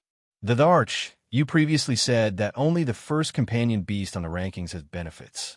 Then, will there be any other benefits for first place? Joan probed. Why are you asking this? Your companion beast isn't good enough to rank first. It's useless even if you know, the Arch replied. Even if I can't get first place, I could try my best to fight for a ranking. Will the other rankings give me any benefits? For the Thearch's tone, Joan knew that it was as Sadie had said. Yes, but if you can't rank in the top 10, the benefits are very limited. Your six-winged guardian dragon's Wheel of Destiny is almost useless in the pet battle. Based on the companion beasts on the rankings, it's not bad if it can eventually reach the top 30. The one on your ear hasn't even reached the mythical stage. It can't enter the top 100, the Arch said. Can't I have other companion beasts? Joan said this inwardly and didn't send a message to the Arch. He didn't want to expose his true strength in front of the Arch. The Arch, what are the benefits of being on the rankings? Joan asked again. Do you want to know? The Thearch's message quickly came back, but unfortunately, it wasn't an answer. Yes, Joan answered. I won't tell you if you want to know. The Arch even sent a smug emoji behind the message. Joan couldn't do anything to the Arch, so all he could do was stop talking. However, he was now certain that there were definitely benefits to being on the rankings. However, if his ranking was too low, the benefits wouldn't be great. Just as the Arch said, the six-winged guardian dragon is indeed not suitable for one-on-one combat. Its ranking definitely can't be high. Which companion beast should I send to give a try? Joan was momentarily hesitant. Once he was on the rankings, he definitely had a fight. Once he fought, he had to expose his companion beast's strength, giving others a chance to figure out a way to restrain it. Joan was now thinking about which companion beast to expose. It would have the least impact on him in the future. Joan wasn't in a rush to make a decision. He still had plenty of time, so he didn't need to be anxious. Furthermore, the rules of the ranking were that only low-level challengers could challenge high-level challengers. Joan didn't plan on challenging Primordial Sword Immortal right from the start. I have to ask in Shang first if the Special Inspector Bureau and the Cape family's companion beasts are on the rankings. I'll start with them. Joan planned on catching them off guard and killing a few of their companion beasts on the rankings before personally settling scores with them. Joan sent a message to Ensheng, but Ensheng didn't reply. He had no idea what he was busy with. Forget it. I'll give it a try and see if I can use Grim Demon's blood to advance the First Order of Chaos. Joan called Demonic Neonate over. Neonate, get Grim Demon out. I need him to do something, Joan said to Demonic Neonate. Demonic Neonate remained silent as she summoned Grim Demon from the ancient sword. After Grim Demon appeared, his entire body was like a blob of black, demonic aura. He looked like a human, but it was impossible to see what he really looked like. Clang! Joan placed a wash basin in front of Grim Demon and said, I need a bit of your blood. I don't need too much. Just half a basin will do. Grim Demon's expression instantly darkened. Thankfully, his body was a black, demonic aura, so his expression couldn't be seen. No, Grim Demon said through gritted teeth. Neonate. Joan looked at Demonic Neonate. Demonic Neonate turned to Grim Demon and glared at him. Grim Demon immediately cowered. He gritted his teeth and said to Joan, the blood of us guardians is our life essence. There's not much in total, so it's impossible for me to give you that much. At most, I can only give you 1 drop. 100 drops, Joan bargained. 2 drops. I really can't give any more. Grim Demon's voice trembled as though he was trying his best to suppress the anger in his heart. 99 drops. I can't give any less, Zhou said without a change in expression. After a final round of bargaining, Grim Demon refused to add any more drops no matter what. No matter how much Zhou threatened or tempted him, it was useless. So be it. Give it to me. Zhou didn't force Grim Demon any further when he saw that he had the intention to risk his life. If it was really useful, 1 drop was enough. 5 drops was more than enough. Grim Demon reluctantly extended his hand and pointed. 5 drops of black liquid that resembled ink and emitted demonic aura flew out and floated in front of Zhou. Zhou reached out and grabbed the 5 drops of Grim Demon's blood in his palm. Then he said to Demonic Neonate, "All right, take him back." Demonic Neonate extended the ancient sword in her arms. Grim Demon could only obediently possess the ancient sword. Be good. Go play with Banana Fairy. Zhou patted Demonic Neonate's head and carried the 5 drops of Grim Demon's blood into the training room. He circulated the First Order of Chaos in a bid to absorb the 5 drops of Grim Demon's blood, but the First Order of Chaos seemed to reject it and failed to absorb it. "Can I absorb it?" Zhou was somewhat disappointed. This proved that the attributes of the two were incompatible. Even if he forcefully absorbed the 5 drops of Grim Demon's blood into his body, it wouldn't be of much use. Does it really have to be the blood of the Guardian in Ant City? Zhou frowned as he looked at the 5 drops of Grim Demon's blood in front of him. After some thought, he realized that he couldn't waste the 5 drops of blood. Zhou switched to a few other Essence Energy Arts, hoping to see if they could be compatible with Grim Demon's blood. In the end, they changed again. Although there were strong and weak repulsions, none of them were compatible with it. Just as Zhou was feeling depressed, he suddenly felt a burning sensation in his ear. Could it be that Truth Listener is about to hatch? Zhou summoned Truth Listener and saw that it was still in its companion beast form. It hadn't hatched. However, the moment Truth Listener appeared, the 5 drops of Grim Demon's blood were sucked away by it. The 5 drops of blood fused into the golden crystal-like companion egg, staining the flawless golden color with 5 black impurities. Isn't Truth Listener a Buddhist divine beast? Why does it need demonic blood? Zhou was alarmed as he looked at the companion egg that had absorbed the demonic blood. After Truth Listener's companion egg absorbed the demonic blood, the black color of the demonic blood gradually spread in the companion egg. It was as though a vat of clear water had been thrown into ink. The ink gradually spread in the clear water and soon dyed the entire companion egg black.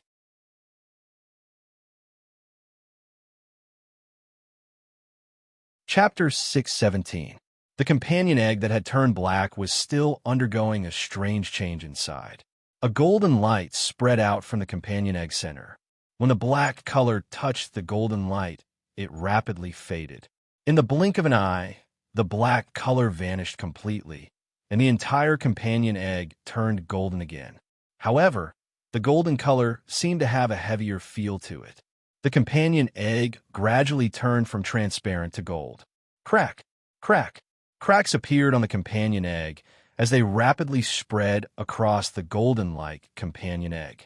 Then, they peeled off one by one. The falling fragments turned into golden sand in the air. When they landed on the ground, they transformed into black demonic aura that dissipated. A golden beast jumped out of the companion egg. It looked no different from Truth Listener from before. Its body was small, and its fur was dark gold. There were 6 golden rings on its 6 ears, and its eyes seemed to contain golden lightning. Zhou extended his palm, and Truth Listener jumped onto it. Zhou held it in front of his eyes and carefully sized it up. Apart from the 6 earrings, there was indeed no obvious difference from before. All he could do was use his phone to check its stats. Truth Listener, mythical evolvable, life providence, omnipotent senses life soul, evil nullification wheel of destiny, nirvana of ultimate hell strength, 81 speed, 81 constitution, 81 essence energy, 81 talent skill. Truth Listener, indestructible golden body, evil warding, 9 extremes companion form. Earring its stats were 81, making it a top-notch mythical companion beast stats. Its life providence, life soul, and essence energy skill didn't change, but had an additional mythical wheel of destiny. From the looks of it, it sounds very powerful. I wonder what use it has. Don't tell me it's all bark and no bite. It's just a supplementary ability. Zhou would put away Truth Listener and enter the game. He wanted to test what abilities Truth Listener had in-game. Looking at the time, it was almost time for Medusa to respawn. Zhou clicked open the Cursed Demon Palace dungeon and got Truth Listener to lead the way as he stormed towards the palace where Medusa was. The stone puppets were naturally no match for Truth Listener. A casual claw could pulverize them. However, what was strange was that even though it had advanced to the mythical stage, Truth Listener still didn't seem to have the ability to release its strength. It still had to make direct contact with its opponent to cause damage. However, due to Truth Listener's speed and strength, it was almost impossible to see its movements clearly. The group of stone puppets shattered and turned into rubble. They killed their way to the palace where Medusa was. After opening the palace, the beautiful girl turned into a Medusa. Truth Listener, it's time to show your strength. Go! Let me see how strong your Wheel of Destiny is. Zhou ordered Truth Listener to use its Wheel of Destiny. Kacha! Just as Zhou gave the order, one of the 6 golden bangles on Truth Listener's ears shattered and fell. The fragments disintegrated into golden sand in the air before transforming into demonic aura that dissipated. At the same time the golden bangle shattered, a terrifying demonic aura erupted from Truth Listener's dark golden body. It caused its body to expand with the demonic aura and undergo some strange changes. Its petite body turned into a behemoth that was several meters tall in a short period of time. Its dark golden fur also turned into scales, making it look like a terrifying ape covered in dark golden scales. Its body also emitted a strange demonic aura. This demonic aura was completely different from Grim Demon's demonic aura. It made one feel even more evil. Medusa had already used the Eyes of Petrification to look at Truth Listener, but when the light of the Eyes of Petrification swept across Truth Listener's body, it was useless. It was unable to petrify its body. However, Truth Listener's body tore through space violently and instantly appeared in front of Medusa. Its claws grabbed Medusa's head, and its dark golden hook-like nails pierced into her head. In the next second, Zhou saw an extremely brutal scene. Truth Listener's claws tore the demoness body into 2 as demonic blood splattered everywhere. Roar! After throwing the corpse to the ground, Truth Listener roared at the sky as though it was venting the violent desire in its chest. Come back! Zhou unsummoned Truth Listener because he felt that its emotions were extremely unstable. There were signs of it losing control. Upon receiving Zhou's order, the violent Truth Listener leaped up and pounced at the blood-colored avatar. Its monster-like body shrank in midair as a golden earring condensed out of thin air and locked onto its ear again. By the time Truth Listener flew to the blood-colored avatar's ear, it had already returned to its original size. There was a golden earring on each of its 6 ears. The violent emotions from before vanished as well. When it landed on the blood-colored avatar's ear, it turned into a tiny, dark golden earring that hung on its earlobe. Was that Truth Listener's Wheel of Destiny?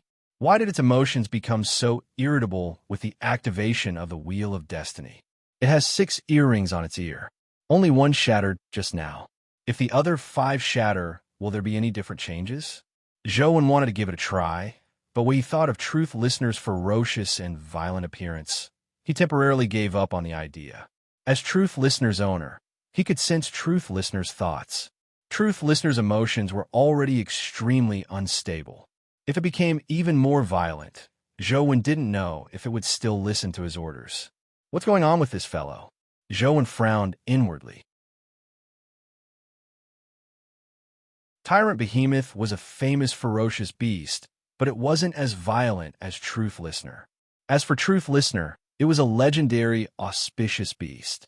After its Wheel of Destiny was activated, it was truly unfathomable for it to be so violent. Zhou went online to check up on the myths and legends regarding Truth Listener. Although there were many different versions, Truth Listener was a kind of divine beast in so many versions. There were two more popular versions. One of them was that Truth Listener was a white dog.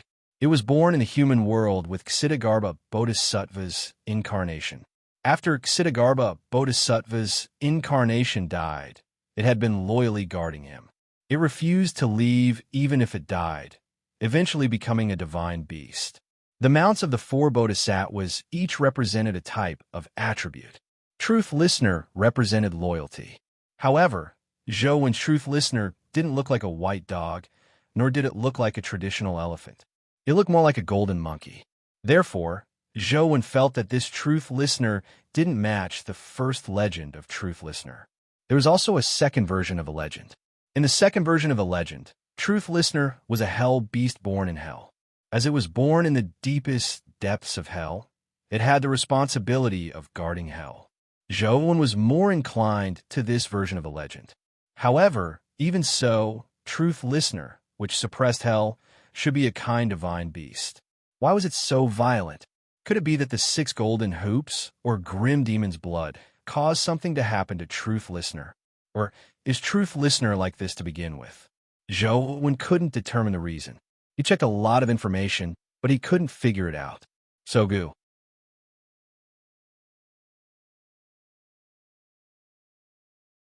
Chapter 618.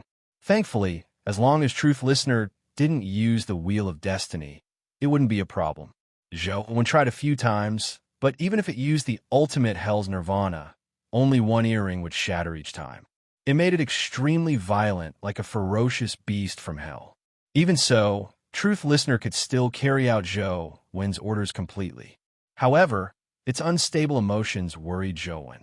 Having activated the Wheel of Destiny, Truth Listener's combat strength was extremely powerful. It could fight Qiongqi head-on without being at a disadvantage. As for Qiongqi's attack, it couldn't cause any damage to its body. All it could do was use its speed to deal with Truth Listener. However, Truth Listener's speed wasn't slow either. In the end, Qiongqi was killed by Truth Listener. However, this was with the Wheel of Destiny activated. Without the Wheel of Destiny, although Truth Listener wouldn't be killed, it wouldn't be Qiongqi's match. However, because Truth Listener's indestructible golden body was too powerful, it was at most slightly injured. Even Medusa's eyes of petrification was useless against it. Apart from Torch Dragon's bright torch vision world, there was no other power that could directly kill it. Since he couldn't find any problems, Zhouwen had no choice but to stop thinking about it. After careful consideration, he decided to try his best not to let Truth Listener use its Wheel of Destiny. Most of the time, it appeared on Zhouwen's ear in the form of an earring. After advancing to the mythical stage, Truth Listener's ability became even more insane. Not only did its range increase, but it could also hear weaker movements. Although he didn't know the principle behind it, Truth Listener could actually hear colors. Just this alone made it much stronger than before. You want to snipe the Bureau and the Cape family's mythical companion beasts on the rankings? And Shunk didn't reply to the message, but he personally came to Zhouwen. Yes, Zhouwen answered frankly. If you want to use Torch Dragon or Six-Winged Guardian Dragon, I suggest you not do so. Six-Winged Guardian Dragon, you've already exposed yourself too many times. It's very easy to find out that it belongs to you. Torch Dragon only exists in the Zhuolu battlefield. Now, only we are studying the temple beneath the Zhuolu battlefield. It's very easy to deduce who Torch Dragon's owner is. Although you're already very strong, it's best not to fall out with the 6 families now, and Shang said. I understand. I still have a companion beast that no one has seen before. I usually don't use it. Now, I plan on letting it snipe the Cape family and the Bureau's companion beasts, Zhouwen said. That's fine. However, there aren't many mythical companion beasts in the Bureau, nor are they on the rankings. If you must take action, you can only start with the Cape family. This was the information of the 3 companion beasts on the Cape family's rankings. These 3 could be confirmed to be from their family, but the others couldn't be confirmed. It was best not to kill them casually. After all, these mythical companion beasts are the foundation of the Federation. It would be a pity if they were destroyed. And Shung's words were actually a reminder to Zhou when not to implicate him too much. The Federation's situation wasn't good. In the future, after the dimensional zones were broken, they would still need these mythical companion beasts to protect humanity. They were not only the private property of the Cape family, but also the future hope of the Federation. Don't worry, I know what to do. Zhou originally didn't plan on massacring them, but he definitely had to settle the score with the Cape family and the Bureau. He could confirm that they were the three mythical companion beasts of the Cape family. One was the Inferno Dragon, ranked 91, and the other was the Lightning Sprite King, ranked 63. They were ranked even lower than Zhou Wen's six-winged Guardian Dragon. Although killing them would make the Cape family feel the pinch for a long time, alerting them would make them wary. It was impossible for them to give Zhou Wen a second chance.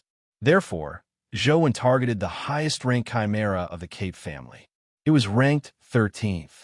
The chimera's appearance was very strange. It had a lion's body, a venomous snake's tail, and a pair of bat wings. It also had 3 heads. One head was like a lion, one was like a goat, and the other was like a single-horned dragon. Up to now, no other companion beast had challenged the chimera. Therefore, their understanding of the chimera was limited to its past achievements. More than 10 years ago, an evil dragon had broken out of its seal and wreaked havoc in the coastal cities of the Federation.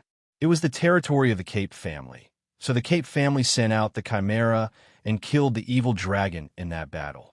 Legend had it that the evil dragon had left behind a companion egg. It was the Inferno Dragon that was on the rankings.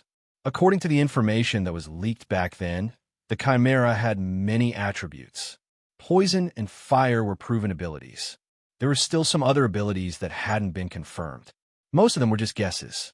After reading the limited information on the chimera, Zhou Wen had already decided to start with it. He had to kill it in one strike. As long as the Cape family dared to accept the challenge, they wouldn't even have the chance to admit defeat. I'll let Tyrant Behemoth go. It's obvious that this fellow is a companion beast from the West District. It's very difficult to suspect me, Zhou Wen thought. Zhou Wen didn't know that although Tyrant Behemoth was a dimensional creature from the West District, the companion egg had been obtained by the Zhang family. Not many people knew about this, but the Zhang family had been searching for the Tyrant Behemoth companion egg after losing it. Shung, is there any way to prevent others from seeing my companion beast enter? Zhou Wen was having a headache over this matter. This was because the various media outlets had set up fixed filming locations at the cube. It could be said that they surrounded the black cube tightly and filmed it 24 hours a day. If he brought Tyrant Behemoth to participate in the battle, he would definitely be photographed. If Tyrant Behemoth appeared in Luoyang, it would be much less meaningful for it to appear. If I go to the cube to fight in the major cities, I'll definitely be photographed. And Sheng thought for a moment and said, "How about this? You're already very familiar with the path between White Cloud Mountain and Mount Laojun. In the 400-kilometer Funyo mountain range, there's an ancient town. There's also a cube in the ancient town. As it's too remote, there are many dimensional zones around it. No one lives there, and very few people pass by. I'll draw a map for you. Go there." Zhou Wen was overjoyed. After getting the map, he packed his things and headed for the ancient town. Mount Laojun and White Cloud Mountain were part of the Funyo mountain range. Zhou Wen was indeed very familiar with the path here. He went deep into the mountain range alone. With many mythical creatures protecting him, there wasn't much danger. However, Zhou Wen still avoided the known dimensional zones to prevent himself from falling into unknown danger. He smoothly arrived at the ancient town that Sheng had mentioned. Indeed, it had become an empty town. Many of the houses in the town had collapsed, and many of the buildings were covered in green plants. Zhou Wen walked into the town and walked along the stone path. In the past, this place was probably a tourist attraction. Although the town wasn't big, the construction wasn't bad. Unfortunately, it was now abandoned. As it was surrounded by mountains on 3 sides, the sky darkened earlier. When Zhou Wen walked into the town, the sky was already very dark. Suddenly, Zhou Wen saw a small shop with its lights on at the corner of the street ahead.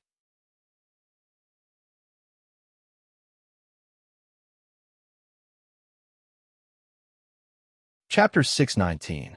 There's actually someone here? But even if there are people living here, the town's electricity should have been cut off. Why is there light here? Zhou was alarmed as he carefully approached the shop at the corner of the street. The shop was a mini-mart at the corner. Most of the LED lights on the signboard had been damaged, but a small number were still lit. In such an environment, it looked a little strange. Zhou used the slander listener earrings ability. Although he was still very far away, the situation in the mini-mart was already reflected in his mind. It was like a holographic image, allowing him to see everything clearly. Furthermore, there were colors. Soon, Zhou saw a young man lying on a wooden rocking chair in the mini-mart. His eyes were closed as he rocked with the chair. On the wooden table beside the rocking chair were some messy snacks and a few open cans of beer. As the youth closed his eyes to enjoy the rocking of the rocking chair, he poured beer into his mouth. From time to time, he would throw a few snacks into his mouth. He looked rather satisfied, and on the counter beside him was an oil lamp.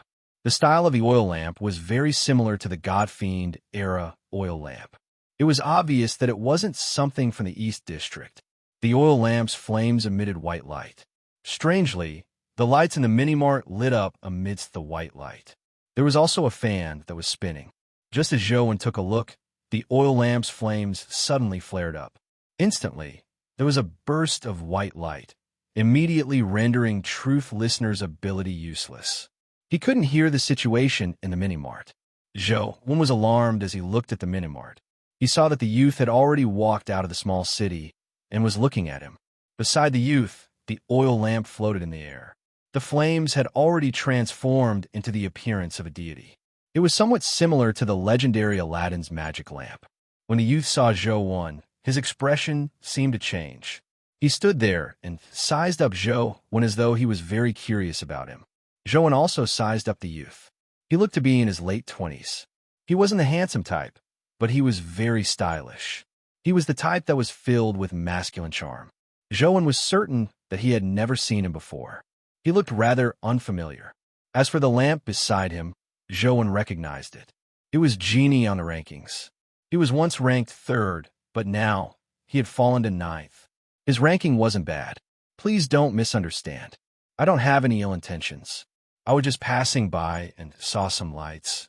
So, I came over to take a look out of curiosity, Zhou said. The young man curled his lips and smiled. It's fate that we meet. There's no one else here except for us. Why don't we come in and have a drink or two? It will also save us from the long, lonely nights. Thank you for your kind intentions.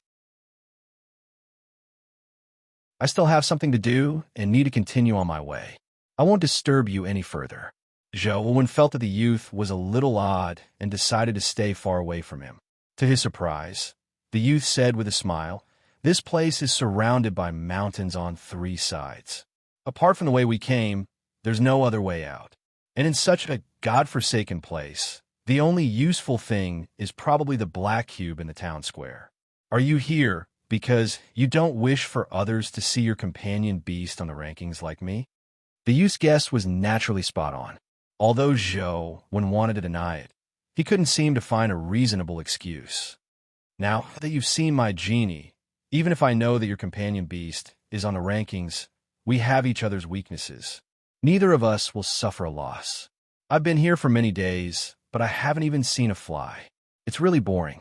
Just stay here and chat with me, the youth said with a smile. Zhou didn't move. Since he had been discovered, he had already decided not to let Tyrant Behemoth fight here. Just as he was about to bid farewell and leave, the youth continued, "It's fine if you don't want to stay. However, you already know my secret, and I don't have anything on you. It's naturally impossible for me to let you leave alive." As he spoke, the genie beside the youth had already arrived in front of him. He stared at Zhou and took a deep breath.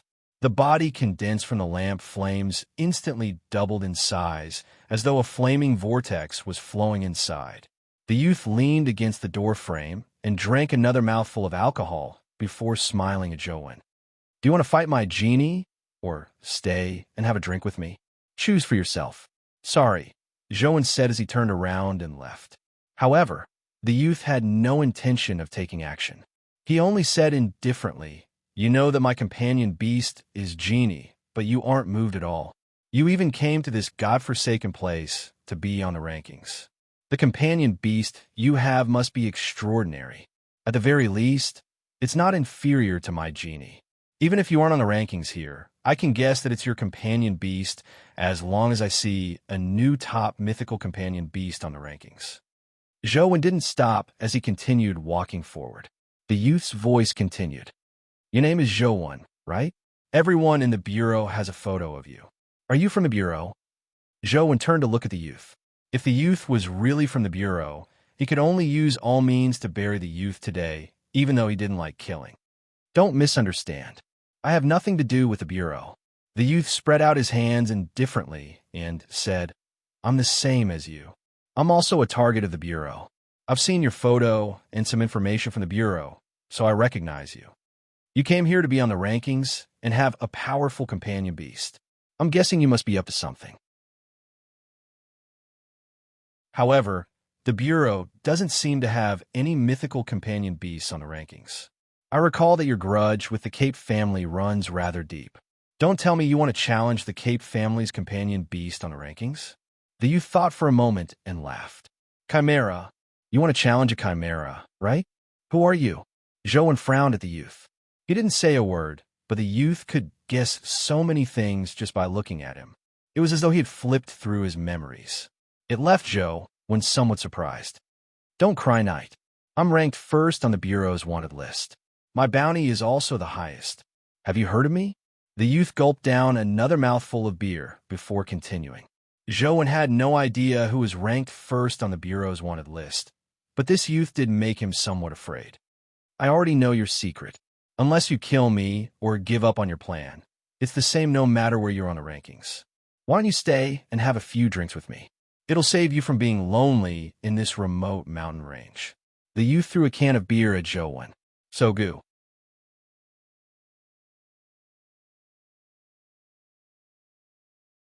Chapter 620. Zhou's gaze focused as he slashed out with the golden overlord sword in his hand. The golden sword aura instantly annihilated the beer and continued shooting at Uncrying Knight. The genie in front of Uncrying Knight spat out a blazing white flame. The golden sword aura collided with the flames like a sword wheel and split them apart.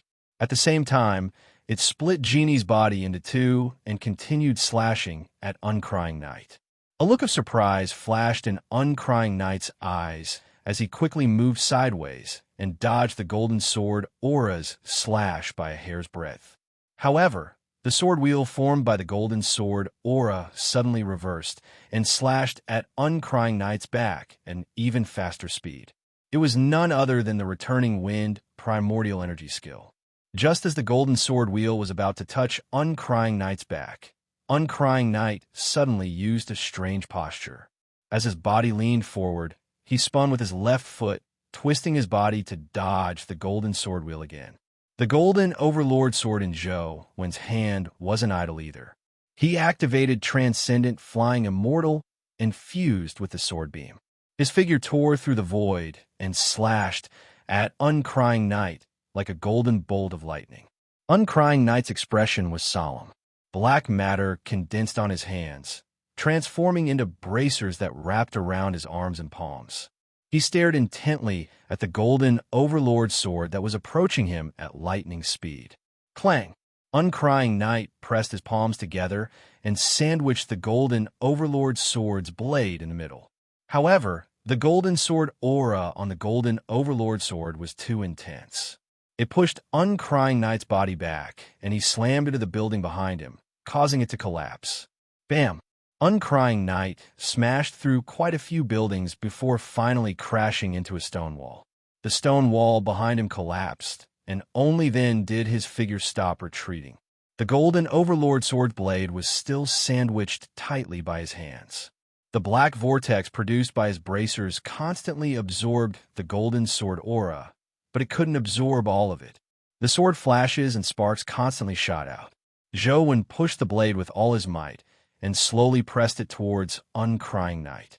Just as the golden sword aura was about to touch Uncrying Knight's face, Uncrying Knight pushed with both hands and dodged to the side. The golden overlord sword left a deep mark on the mountain wall behind him.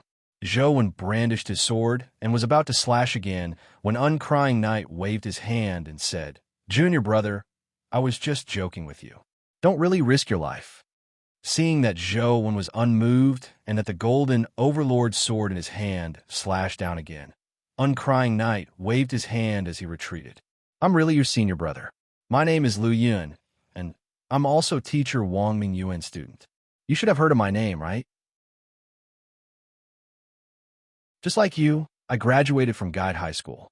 Speaking of which, we're from the same hometown." Zhou was slightly taken aback when he heard that. He did remember that Wang Mingyuan had such a student, but he had long graduated many years before them. He and Zhong Zia had even discussed the senior brother named Lu Yun. Furthermore, Lu Yun was rather famous in Guide City. Before Zhou won, he was publicly recognized as a genius in Guide City. Zhou had heard of his name back in Guide City. "Didn't you say you were called Uncrying Knight? Now, you've turned into Lu Yun?" Zhou stared coldly at the youth. He didn't retract his sword stance as it locked onto him. "Uncrying Knight is my nickname. My real name is Lu Yun," the youth said as he took out something. As the young man spoke, he took out an item. "You should recognize this item, right? I believe that other than my students, no one else should have it." Zhou saw a pendant in the youth's hand. It looked like it was carved from ivory, but it was a little green, not yellow like ivory. Zhou couldn't help but be slightly taken aback when he saw the pendant. He had one too. It was given to him by Wang Mingyuan and had once helped him survive danger. Later, he heard from Wang Mingyuan that the pendant was carved from the white dragon's tooth in Dragon's Well. However, Wang Mingyuan said that he had carved four and gave them to Jiang Yin, Zhong Zia, Hui Haifeng, and Zhou. He didn't mention that Lu Yun had one. There's no need to doubt it.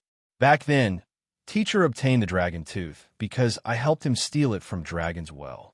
Back then, teacher carved a pendant for me and kept the rest. He said that he would give it to a disciple he liked in the future. I believe you must have one too, right? Lu Yun said. "How did you know I would come here?"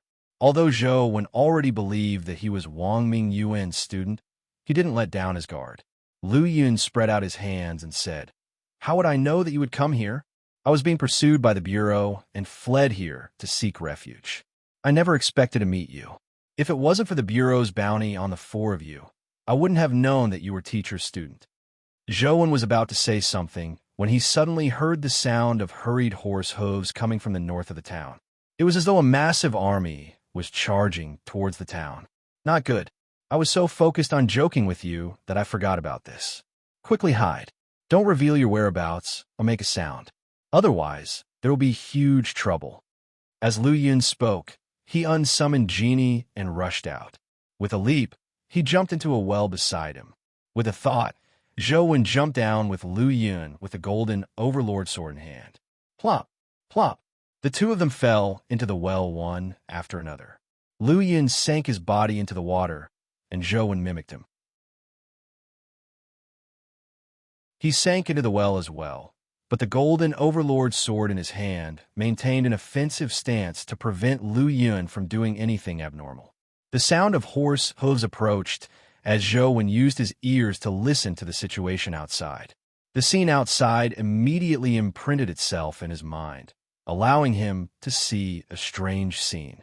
What was running outside wasn't a horse, but a creature that looked like a deer. The deer was completely white and had crystal-like antlers on its head. There were at least 100 white deer in the herd. Every one of them was abnormally majestic, and the crystal antlers on their heads were extremely exaggerated. On the back of the majestic white deer in front was a strange creature. It was dressed in white clothes, pants, and a white hat. It looked like a person, but its face was similarly white. It didn't have a mouth, nose, eyes, or eyebrows. It was like a piece of white paper. The white deer carried the white-clothed, faceless man as it ran through the streets. However, it didn't leave the town. Instead, it circled the streets. Clang, clang. Every time the white deer herd walked a certain distance, the white-clothed, faceless man would use a rod in his hand to strike the metal disc in his other hand. It was unknown what he was doing. The white deer herd and the white-clothed, faceless man circled the town before speeding back in the direction they had come from and left the town. Only then did Lu Yun rush out of the well and chase after the white deer herd. "What are you doing?" Zhou jumped out of the well and asked Lu Yun. "Picking flowers," Lu Yun answered before chasing in the direction where the white deer herd had disappeared. Zhou thought for a moment before chasing out of the town. The white deer and the white-clothed, faceless man were dimensional creatures, but the town wasn't a dimensional zone. It was indeed strange for them to appear here. The main reason was that Zhou was afraid that the fellow who claimed to be Lu Yun would run away. He still couldn't confirm if he was the real Lu Yun. Even if he was the real Lu Yun, Zhou couldn't let him spread the news that he had been here.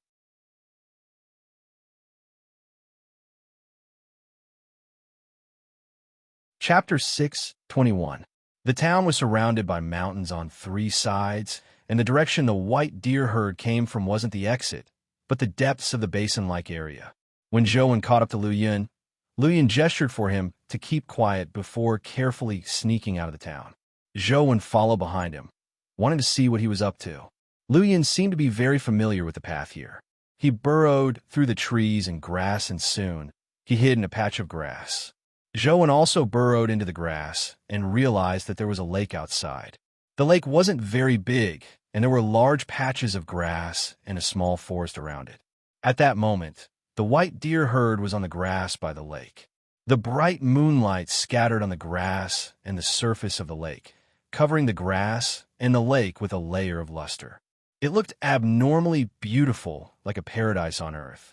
Most of the white deer had their heads lowered as they slowly ate the grass on the grass. Only the leading white deer stood straight by the shore. The white-clothed, faceless man was also staring at the lake. Although he didn't have eyes, he gave off the feeling that he was staring intently at the center of the lake. Clang, clang, clang. After a while, the white-clothed, faceless man used the rod in his hand to knock on the metal disc. With this knock, the white deer that were eating grass raised their heads and leaned towards the leading white deer. The leading white deer actually walked towards the lake. What was amazing was that the white deer actually walked slowly on the surface of the water. It did not sink into the water. Circles of ripples spread under its hoofs. Under the illumination of the moonlight, it looked like rings of light spreading on the surface of the water. The white deer behind followed and walked on the surface of the water. Under the lead of the white deer, they arrived at the center of the lake. When the white deer stopped, the white-clothed, faceless man's rod became even more urgent. He struck the metal disc again and again, producing clanging sounds. Amidst the rapid knocking, the white deer herd became somewhat uneasy. It was unknown what kind of force was driving the white deer herd. One of the white deer suddenly raised its head and used the antlers on its head to slam into the white deer beside it. The crystal-like forked antlers immediately tore open the belly of the white deer beside it. Blood gushed out like a fountain.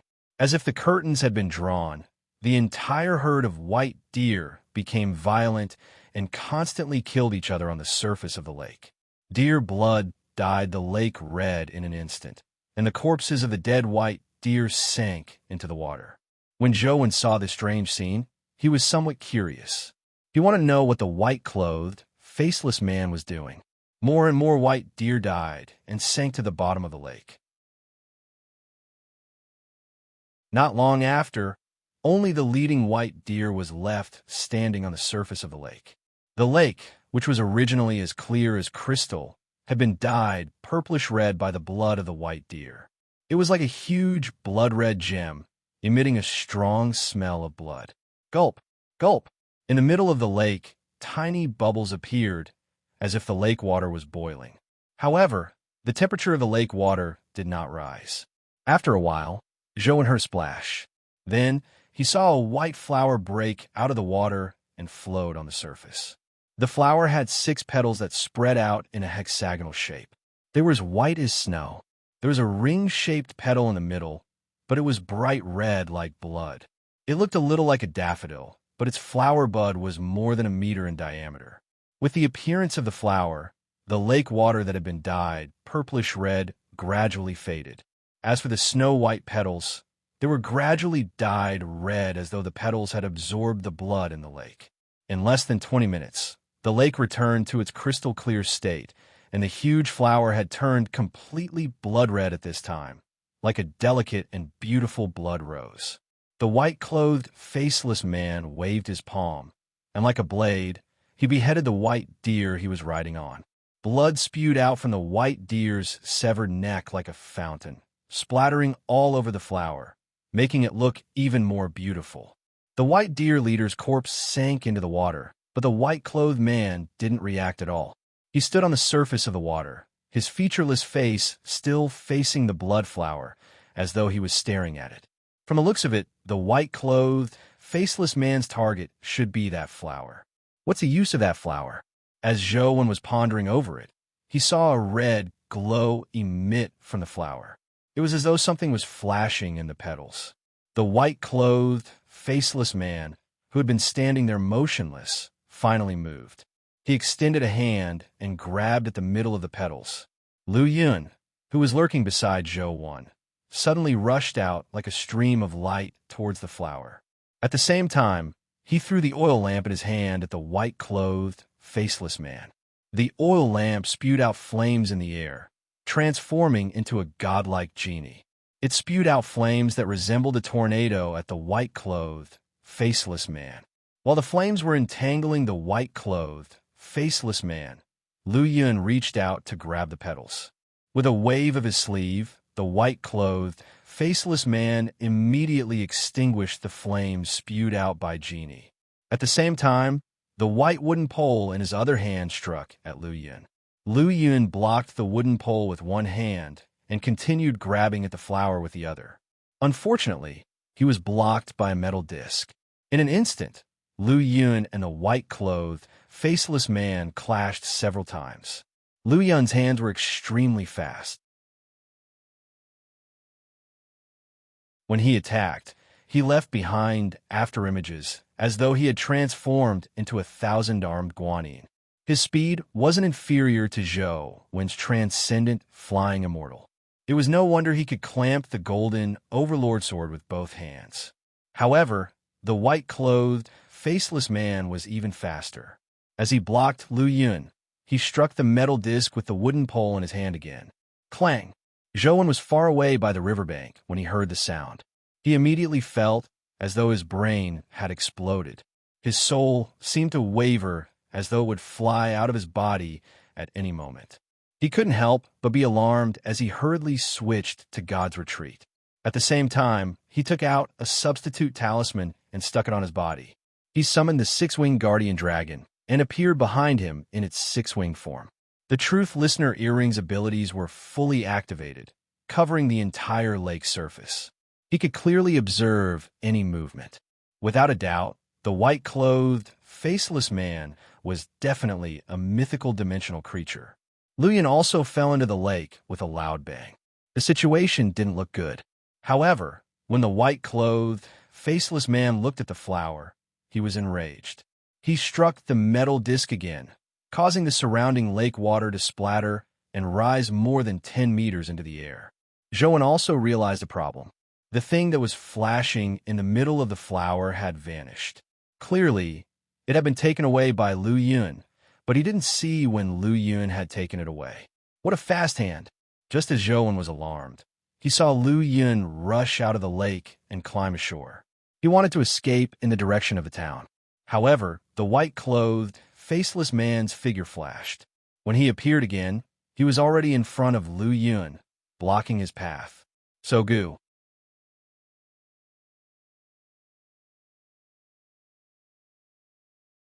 Chapter 622. The white-clothed, faceless man was like a ghost as he floated over and left. His figure appeared and disappeared from time to time. Lu Yun found it rather difficult to deal with him. He wanted to escape, but he couldn't, nor could he defeat him. He relied on his pair of black gloves and Genie's cover to barely withstand the white-clothed, faceless man's attacks. "Junior brother, quickly come and help," Lu Yun shouted as he fought. Zhou Wen hid in the distance motionlessly. He wasn't familiar with Lu Yun, so he naturally couldn't risk his life. He could observe what abilities the white-clothed, faceless man had and reap the benefits. The white-clothed, faceless man didn't seem to have any terrifying skills, but Zhou had a nagging feeling that he was somewhat odd. The knock from before could actually shake one's soul. Even truth listeners' evil nullification was useless. It was obvious how terrifying he was. Although he didn't hit the metal plate again, he still had to be on guard. Seeing Zhou when hiding in the distance without a sound, Lu Yun used Genie to circle around the white-clothed, faceless man, but it didn't have much of an effect. Although Genie wasn't afraid of all kinds of destructive force, it couldn't do anything to the white-clothed, faceless man. Its flames could be extinguished by the white-clothed, faceless man with a wave of his sleeve. It was of little use. "Junior brother, help me. I'll give you a share," shouted Lu Yun. "What benefits? What's inside the flower?" Zhou asked. "I can't explain it in a short time. Let's join forces to deal with this monster first," shouted Lu Yun. Zhou didn't say a word as he continued hiding in the shadows. "Half! I'll give you half of the benefits," Lu Yun shouted again. Zhou remained unmoved. He kept observing the white-clothed, faceless man. The wooden rod in his hand didn't look special, but Lu Yun didn't dare let the wooden rod hit his body. All he dared to do was use his bracer to block. His pair of bracers were definitely formed from mythical companion beasts.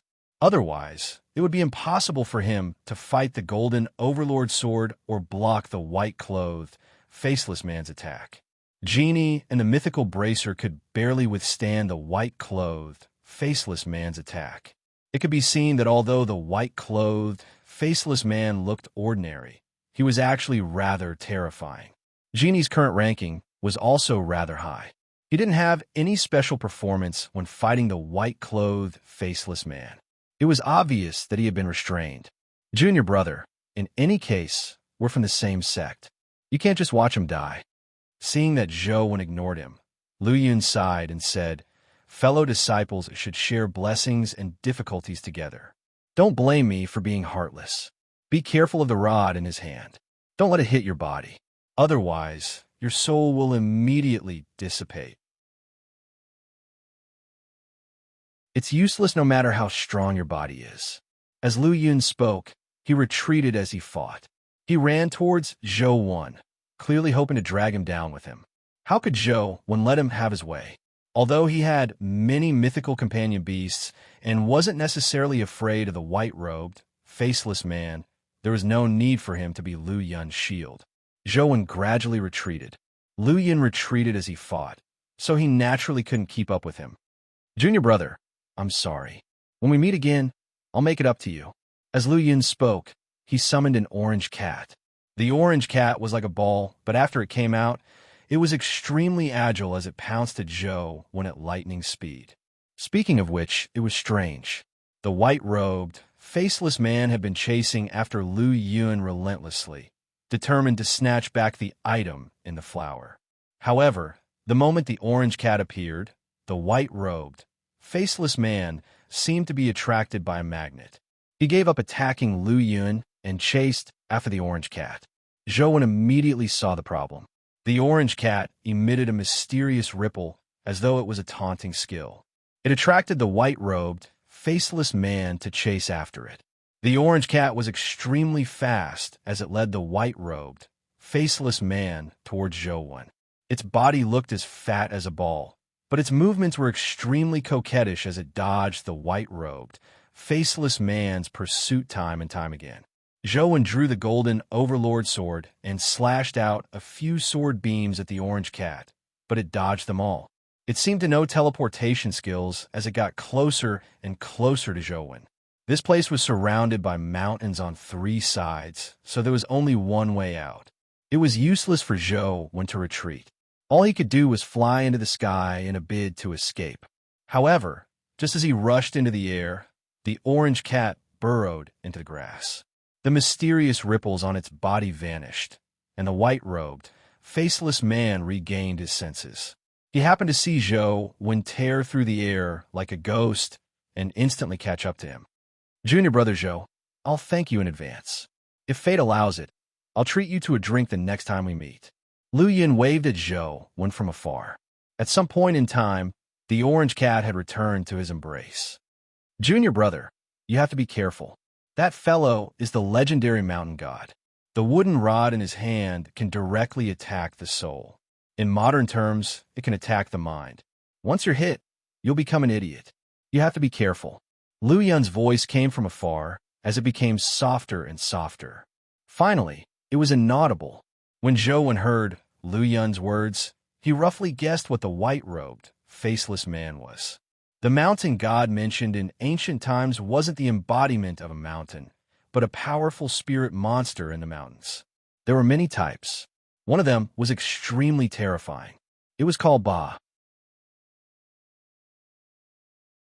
Legend had it that it was the ancestor of zombies. Wherever it passed, it would leave everything scarlet.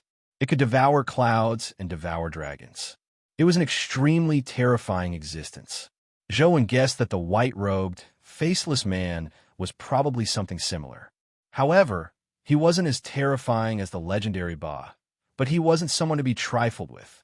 The wooden rod in the white-robed, faceless man's hand was so powerful that it was probably the manifestation of some plant-type mythical creature. It was unknown how the white-robed, faceless man had obtained it. Also, the metal disc in his other hand wasn't an ordinary item. Against such a strange thing, Zhou Wen didn't give it any chance. He directly summoned Truth Listener. Truth Listener was a divine beast that suppressed hell. It definitely had the ability to restrain all kinds of demons and ghosts. If he didn't use it now, when would he? The moment Truth Listener appeared, the white-robed, faceless man's body trembled. His legs seemed to go limp as he turned to run. His previous might and baneful aura vanished as he ran like a stray dog. However, Truth Listener transformed into a stream of light and chased after the white-robed, faceless man. It smashed his head with its claw. With a clang, the white-robed, faceless man fell to the ground dead. The wooden rod and metal disc in his hand fell to the ground.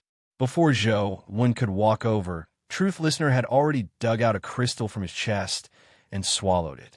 Although Zhou Wen had imagined that Truth Listener could restrain these things, he never expected it to be so powerful.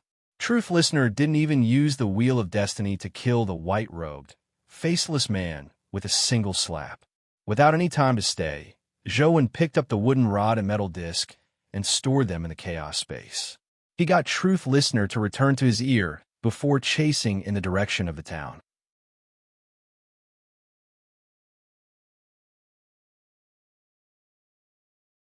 Chapter 623.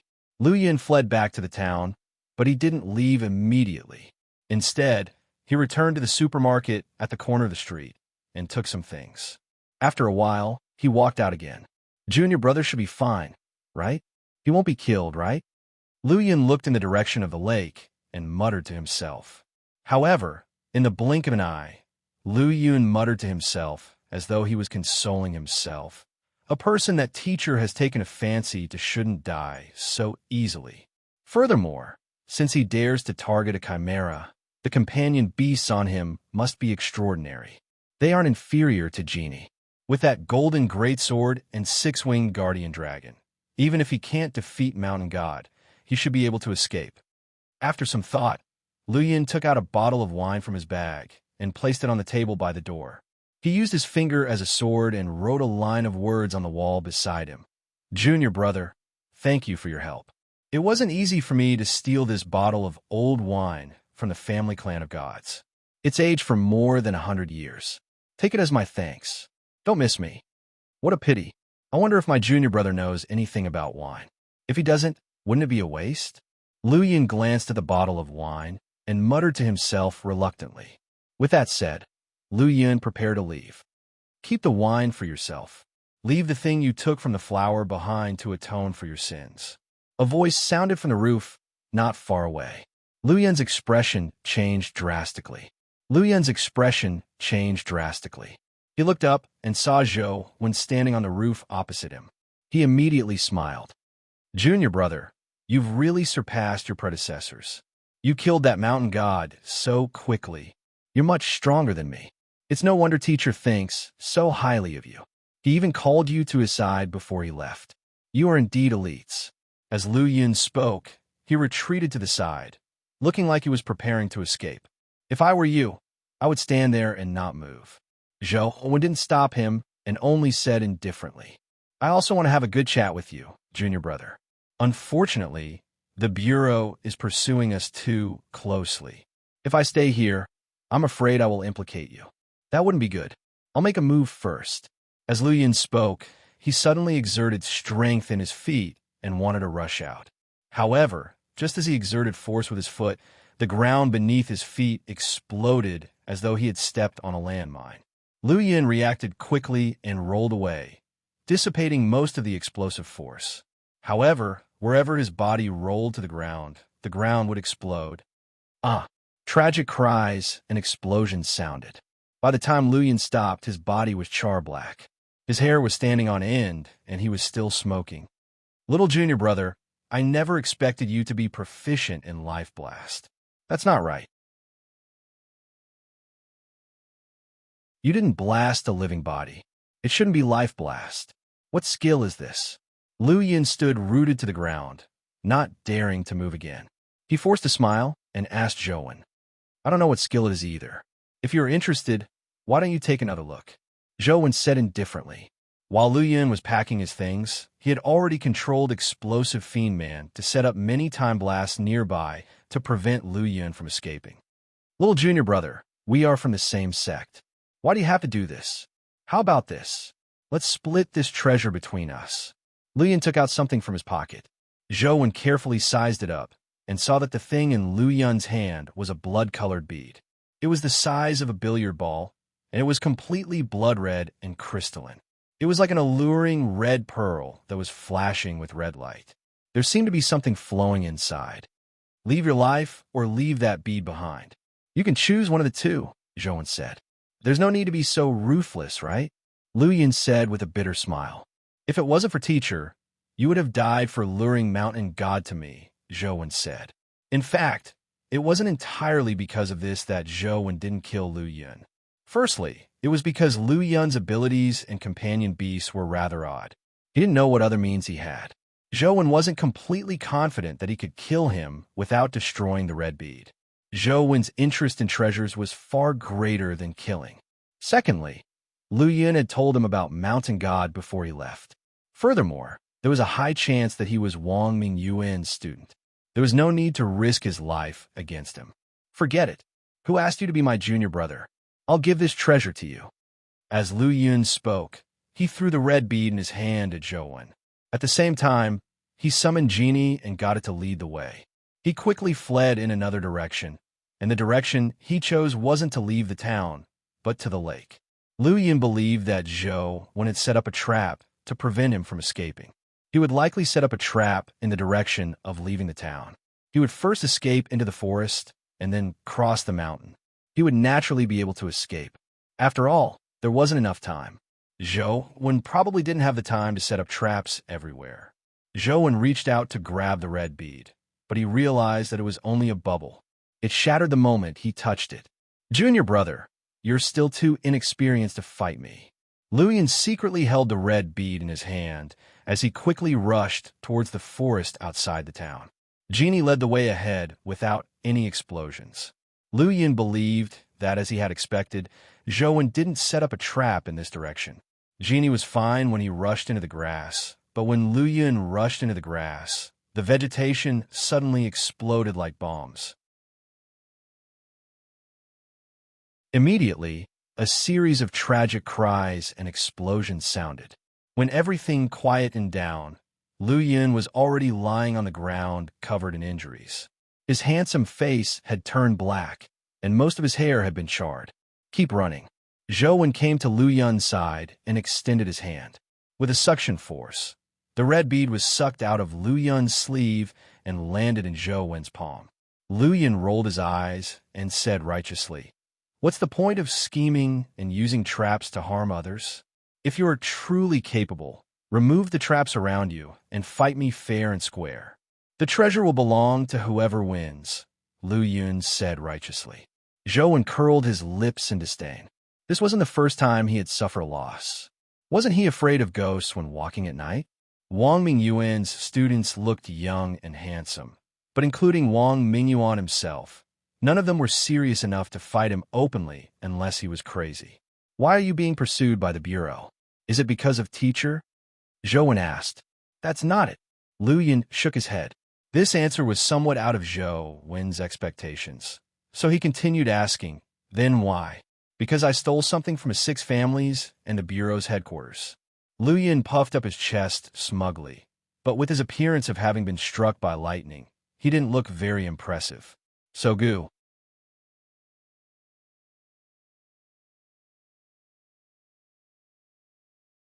Chapter 624. What did you steal? Zhou Wen asked. Lu Yin opened his mouth, but he suddenly closed it. He now regretted it. He shouldn't have been greedy for the bottles of alcohol and food. After escaping, he should have left the town. Lu Yin originally imagined that Zhou Wen wouldn't return so quickly and that he would definitely be pestered by Mountain God for a long time. To his surprise, Zhou Wen had caught up so quickly and even had the time to set up so many time blasts. If he had known this would happen, he wouldn't have caused so much trouble. He would have long fled. I didn't steal anything valuable. It's just some trinkets. Lu Yin changed the topic and said, Junior brother, you've taken a treasure. It's time for me to leave. Can you put away those traps of yours? Lu Yin had mainly never seen an essence energy skill like Time Blast. He had seen Life Blast in the past and could see the traces of Life Blast, but it wasn't easy to see any flaws in Explosive Fiend Man's Time Blast. Furthermore, it wasn't only used on living creatures. This made him stumble and fall here. Sure, sign here and you can leave. Zhou Wen placed a piece of paper and a pen in front of Lu Yin. Junior brother, what are you doing? Lu Yin had experienced many things in his life. He knew that it wasn't as simple as signing an autograph. You can leave after signing, Zhou Wen said. Lu Yin forced out a smile. It's not easy for us brothers to meet. As your senior brother, I'll stay and accompany you. You need an autograph even if you don't leave, Zhou Wen continued. Lu Yin immediately wore a bitter expression. I say, junior brother, we share the same roots. Why the rush to torture each other? Can't we discuss this? Don't you want to know what companion beast I'll use to challenge Chimera? Then I'll let you experience it for yourself. Zhou Wen looked at Lu Yin and was about to summon Tyrant Behemoth. I'll sign.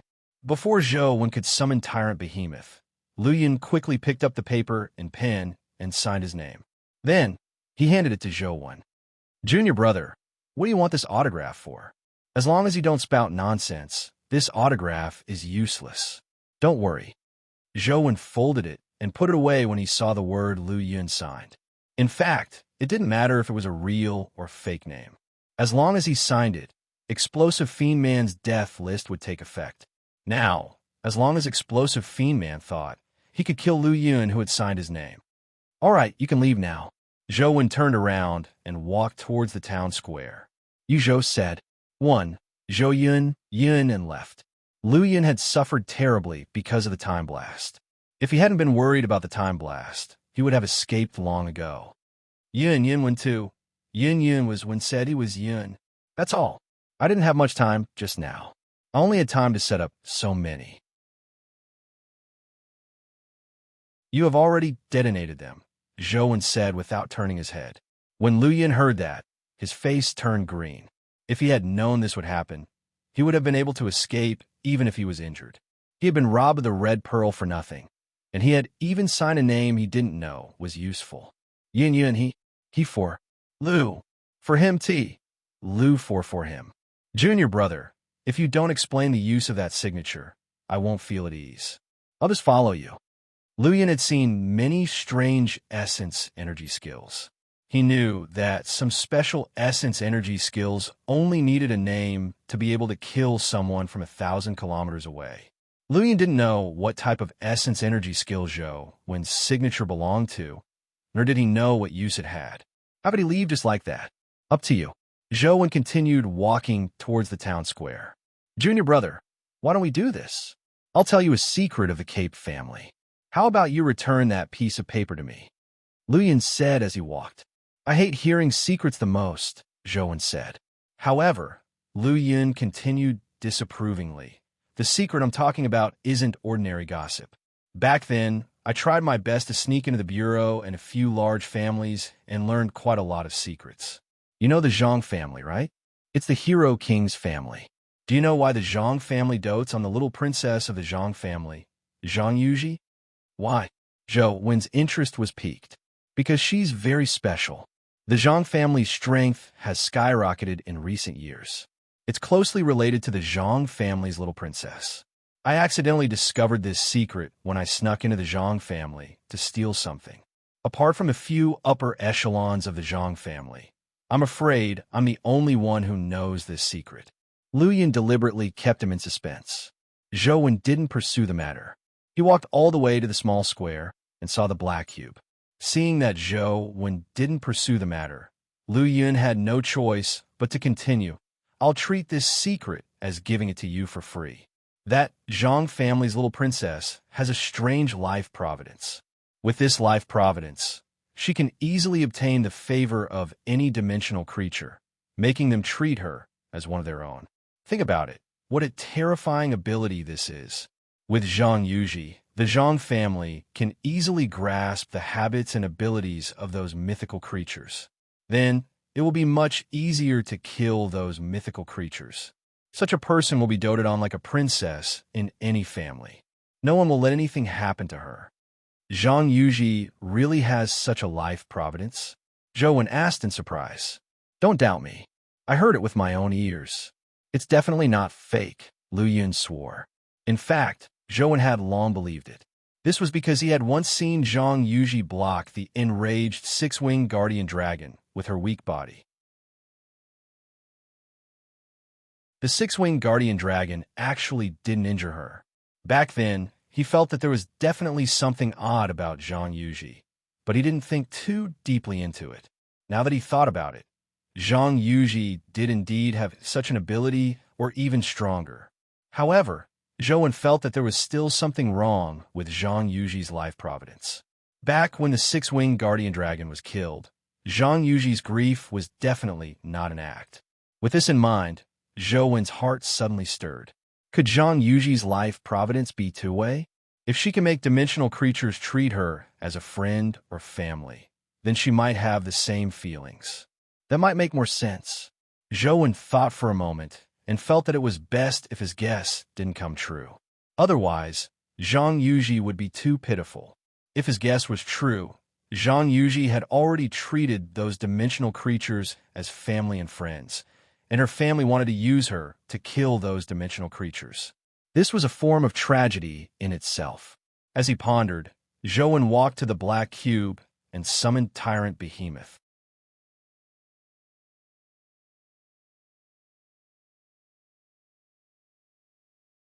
Chapter 6:25.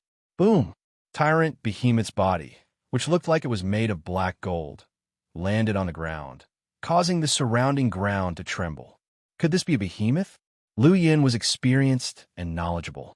He had once traveled the world, so he quickly guessed Behemoth's identity. He was even more alarmed. Behemoth was a dimensional creature of the West District. Furthermore, it had a very high status in the West District's mythology.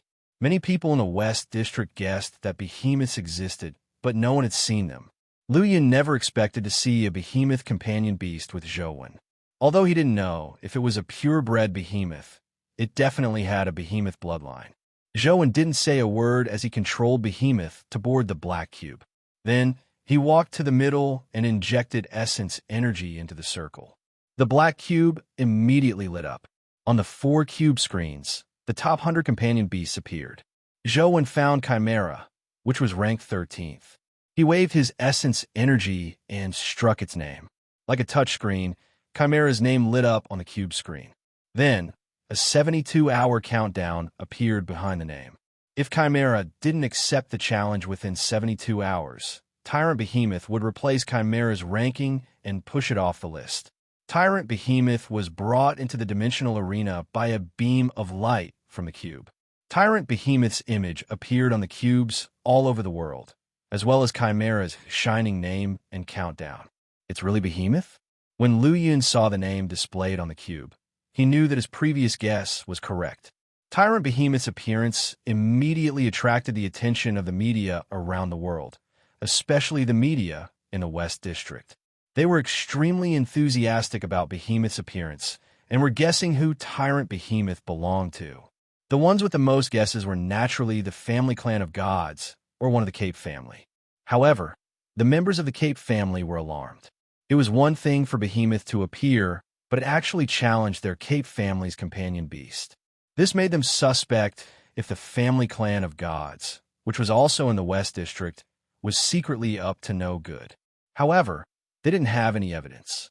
The Chimera owner didn't immediately accept the challenge. The Cape family used various channels and means to investigate if Tyrant Behemoth was the work of the family clan of gods or if someone else in the West District was secretly their enemy. Another family that paid attention to Tyrant Behemoth was the Zhang family. Others didn't know Tyrant Behemoth's origins, but the Zhang family knew very well that Tyrant Behemoth's companion egg originally belonged to their Zhang family. However, due to an internal traitor, Tyrant Behemoth's companion egg was lost. It's finally appeared. The Behemoth companion egg that our Zhang family lost. Zhang Xiao stared at Tyrant Behemoth in the projection with a gloomy expression. The Zhang family had many brothers and geniuses. There weren't enough mythical companion eggs to distribute. If the Behemoth companion egg wasn't lost, Zhang Xiao had a high chance of becoming its owner. Therefore, Zhang Xiao paid special attention to this matter. Zhang Chuanqiu patted Zhang Xiao on the shoulder and said, "Don't force it. There will be stronger, mythical companion beasts waiting for you in the future. I just want to know who stole Behemoth's companion egg. They have to pay the price for taking something from our Zhang family," Zhang Xiao said. "According to our previous investigations, there's a high chance that it was done overseas. When I return, I'll accompany you out to sea," Zhang Chuanqiu said. Zhang Xiao shook his head slightly. "Brother Qiu, let me handle this matter myself. How are your preparations going?" "Du Gugu and Xia Luchuan are on the way. I hope there will be an outcome. If the cocoon really has a guardian like the six-winged seraphim, then we have a new path to continue down," Zhang Chuanqiu said. "Is this path really the right one?" Zhang Xiao questioned. "Who knows? Even if it's the wrong path, we have to walk it to know," Zhang Chuanqiu said indifferently. Zhou waited for a while, but he didn't see Chimera accept the challenge. All he could do was take out a tent and other things and set it up beside him. Then, he entered the tent and laid down a game, waiting for Chimera to accept the challenge. With a time limit of 72 hours, who knew when the Cape family would accept the challenge? Zhou estimated that they wouldn't accept the challenge quickly, but they wouldn't give up either. The Cape family definitely wanted to know what kind of strength Tyrant Behemoth had. Was it as terrifying as the legends said? Just from its size, Tyrant Behemoth was only a few meters tall. It didn't look like a monster that could devour 1,000 mountains daily. They would definitely be suspicious. In fact, Tyrant Behemoth couldn't devour 1,000 mountains daily, but eating a smaller mountain shouldn't be a problem. Its size could change freely. This was the most confusing part. Even if it was just a test, the Cape family wouldn't let Chimera surrender without a fight. However, they would definitely be very careful and not give Zhou too many chances. Therefore, Zhou had to kill them in one strike so that they wouldn't even have the chance to admit defeat. As Zhou expected, after more than 20 hours, Chimera finally accepted the challenge and appeared in the cube's arena. The media immediately perked up and began to broadcast the battle live. Behemoth and Chimera were terrifying existences and legends, but from a mythical point of view, Chimera was definitely not as strong as Behemoth. However, Tyrant Behemoth was only a few meters tall. Although it looked very strong, it didn't seem to have an advantage when compared to the 10-meter-tall Chimera. After Chimera appeared, it immediately ran quickly. However, it didn't charge at Tyrant Behemoth. Instead, it quickly circled around the arena. When it circled behind Tyrant Behemoth, it suddenly leaped up and spread its wings. At the same time, its 3 heads roared in unison, condensing 3 different powers. It was as though 3 light spheres were constantly growing in their mouths. After the red, yellow, and azure lights reached their limits. They fused together like a volcanic eruption, transforming into a terrifying white energy beam that struck Tyrant Behemoth in the arena. That terrifying power seemed like it was going to blast through the entire fighting ring. The people from the cave family are really careful. They actually used the Chimera's Wheel of Destiny and Gene Disintegration Ray the moment they arrived. They want to immediately give up and admit defeat if their attack fails, right? Zhang Chunqiu said with a smile. It's Behemoth after all. It's only right for them to be careful, Zhang Xiao said. In Luoyang's and family, and Tianzhuo was also watching this scene. Although Chimera isn't the strongest mythical pet, its Gene Disintegration Ray is indeed a very domineering power of the Wheel of Destiny. If Tyrant Behemoth underestimates its enemy, I'm afraid it will suffer greatly, and Tianzhuo said. Young master, one shouldn't be someone who underestimates his enemy, and Sheng said with a smile. You know that Tyrant Behemoth is definitely his? When did you become so careless? And Tianzhuo snorted coldly. Yes, overseer. You're right, and Sheng said, but his eyes were glued to the projection.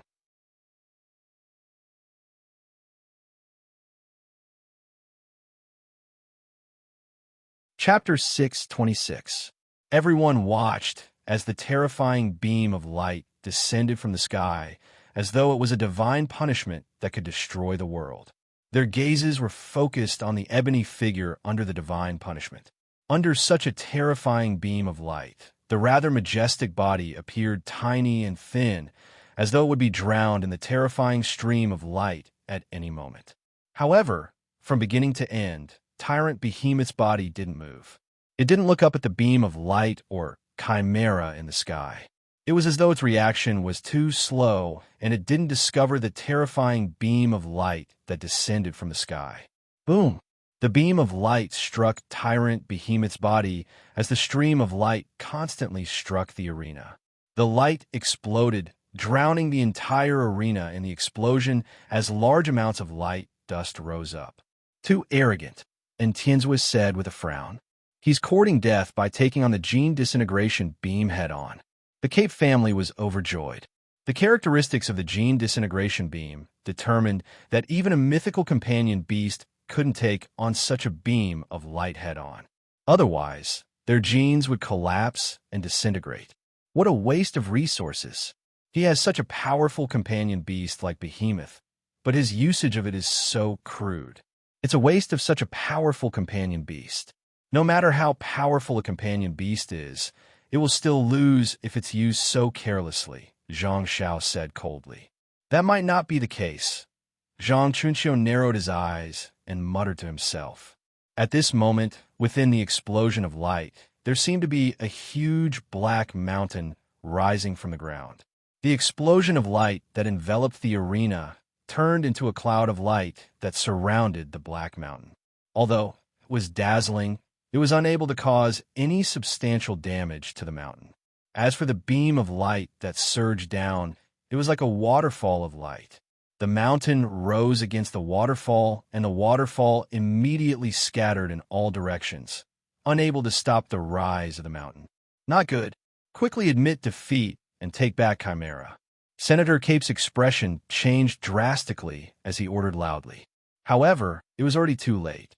Tyrant Behemoth, which was as huge as a mountain, opened its huge mouth and swallowed the stream of light along with Chimera. Instantly, the arena fell silent. The light vanished, leaving only a terrifying Behemoth standing in the arena. The name of Chimera on the ranking collapsed and vanished, replaced by the name of Tyrant Behemoth. It's over just like that? For a moment, everyone watching the battle was silent. No one thought that the battle would end like this. The incomparably powerful Chimera, which had once killed a giant dragon, was actually swallowed in a single bite. That terrifying explosion of light, the light beam that was like a volcanic eruption, was as laughable as useless fireworks. Too strong. Really too strong. As expected of our Western District's divine beast Behemoth. It's simply invincible. What creature in this world can contend against such a powerful existence? That's too invincible. That's a chimera, but it was swallowed in one gulp. How domineering. This is a truly invincible creature. What primordial sword immortal? What death of the underworld? They're all weak. A real man has to swallow them whole. God, that tyrant might really be able to destroy the world. I can't believe my eyes. Tyrant Behemoth is too powerful. If I were its master, I think I would be able to sit at home and watch television before destroying the world. That's the tyrant who rules the world. Instantly, the internet almost exploded. Countless people were discussing Tyrant Behemoth. The members of the Cape family had ugly expressions. Mythical companion beasts were rare to begin with. Now that chimera, one of the top companion beasts of the Cape family, had died, it made their hearts bleed. At the same time, they were extremely furious. Investigate. Investigate. We have to find out who Tyrant Behemoth is. Senator Cape was extremely furious, wishing he could smash the television with a punch. Zhang Zhao's expression was equally ugly. He had witnessed Tyrant Behemoth's strength, making him feel even worse. This powerful companion beast might very well have belonged to him. Young Master One's life is really good. He already has a powerful companion beast like Torch Dragon, and he actually has an existence like Tyrant Behemoth. Coupled with the six-winged Guardian Dragon and other companion beasts, I think his companion beasts alone are almost enough to challenge a hero family. And Shang said, "Aren't you underestimating the heritage of the six families? Ignoring the fact that Tyrant Behemoth might not be his, even if it is, it's only his companion beast that's strong. If he really challenges a hero family, he will be killed. No matter how powerful his companion beast is, it's useless," and Tianzi said. "Overseer, you're right," and Shang said respectfully. "Junior brother, this behemoth of yours isn't bad. Where did you get it? I'll get one later." Lu Yun's eyes lit up as he looked at Zhou. "I bought it at an auction." Zhou unsummoned Tyrant Behemoth. He was in a good mood, so he casually answered, "Auction? Which auction would sell such a thing?"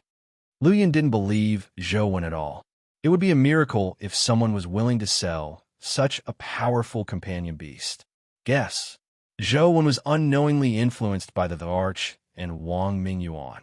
"Junior brother, are you interested in making a bet with me?" Lu Yun naturally wasn't interested in guessing. He didn't believe that Tyrant Behemoth had been bought from an auction. Not interested. Zhou ignored Lu Yun and returned to the tent to game. Zhou didn't plan on returning for the time being. He planned on getting Tyrant Behemoth to continue challenging, but he still needed to study the target. It wasn't suitable for him to directly challenge Primordial Sword Immortal. However, the Federation and overseas were studying Tyrant Behemoth. Many people believe that Tyrant Behemoth's strength wasn't as simple as being ranked 13th.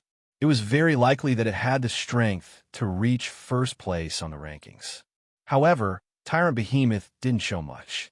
Their analysis didn't yield much. Lu Yun went out for a stroll alone. After leaving Zhou, he secretly came to a small forest and carefully summoned Genie. Then, Lu Yun reached out and wiped the oil lamp. Soon, Genie appeared in front of him. However, the Genie that appeared this time was somewhat different from the previous Genie. Its entire body emitted a strange blue demonic glow. Little junior brother, let me, your senior brother, give you a good lesson." As Lu Yun spoke, he made a wish to Genie. "Genie, I wish that my life soul's power can be strengthened to the greatest extent." When Genie heard Lu Yun's wish, its body suffused with a demonic glow burrowed into Lu Yun's body. Soon, Lu Yun's entire body suffused a blue glow. With the help of Genie and Life Soul, my Star Stealer can forcefully steal hatched companion beasts. That punk never expected me to have such an ability. Unfortunately, Star Stealer can't lock onto a target and can only randomly steal. However, it doesn't matter. That punk has so many mythical companion beasts on him.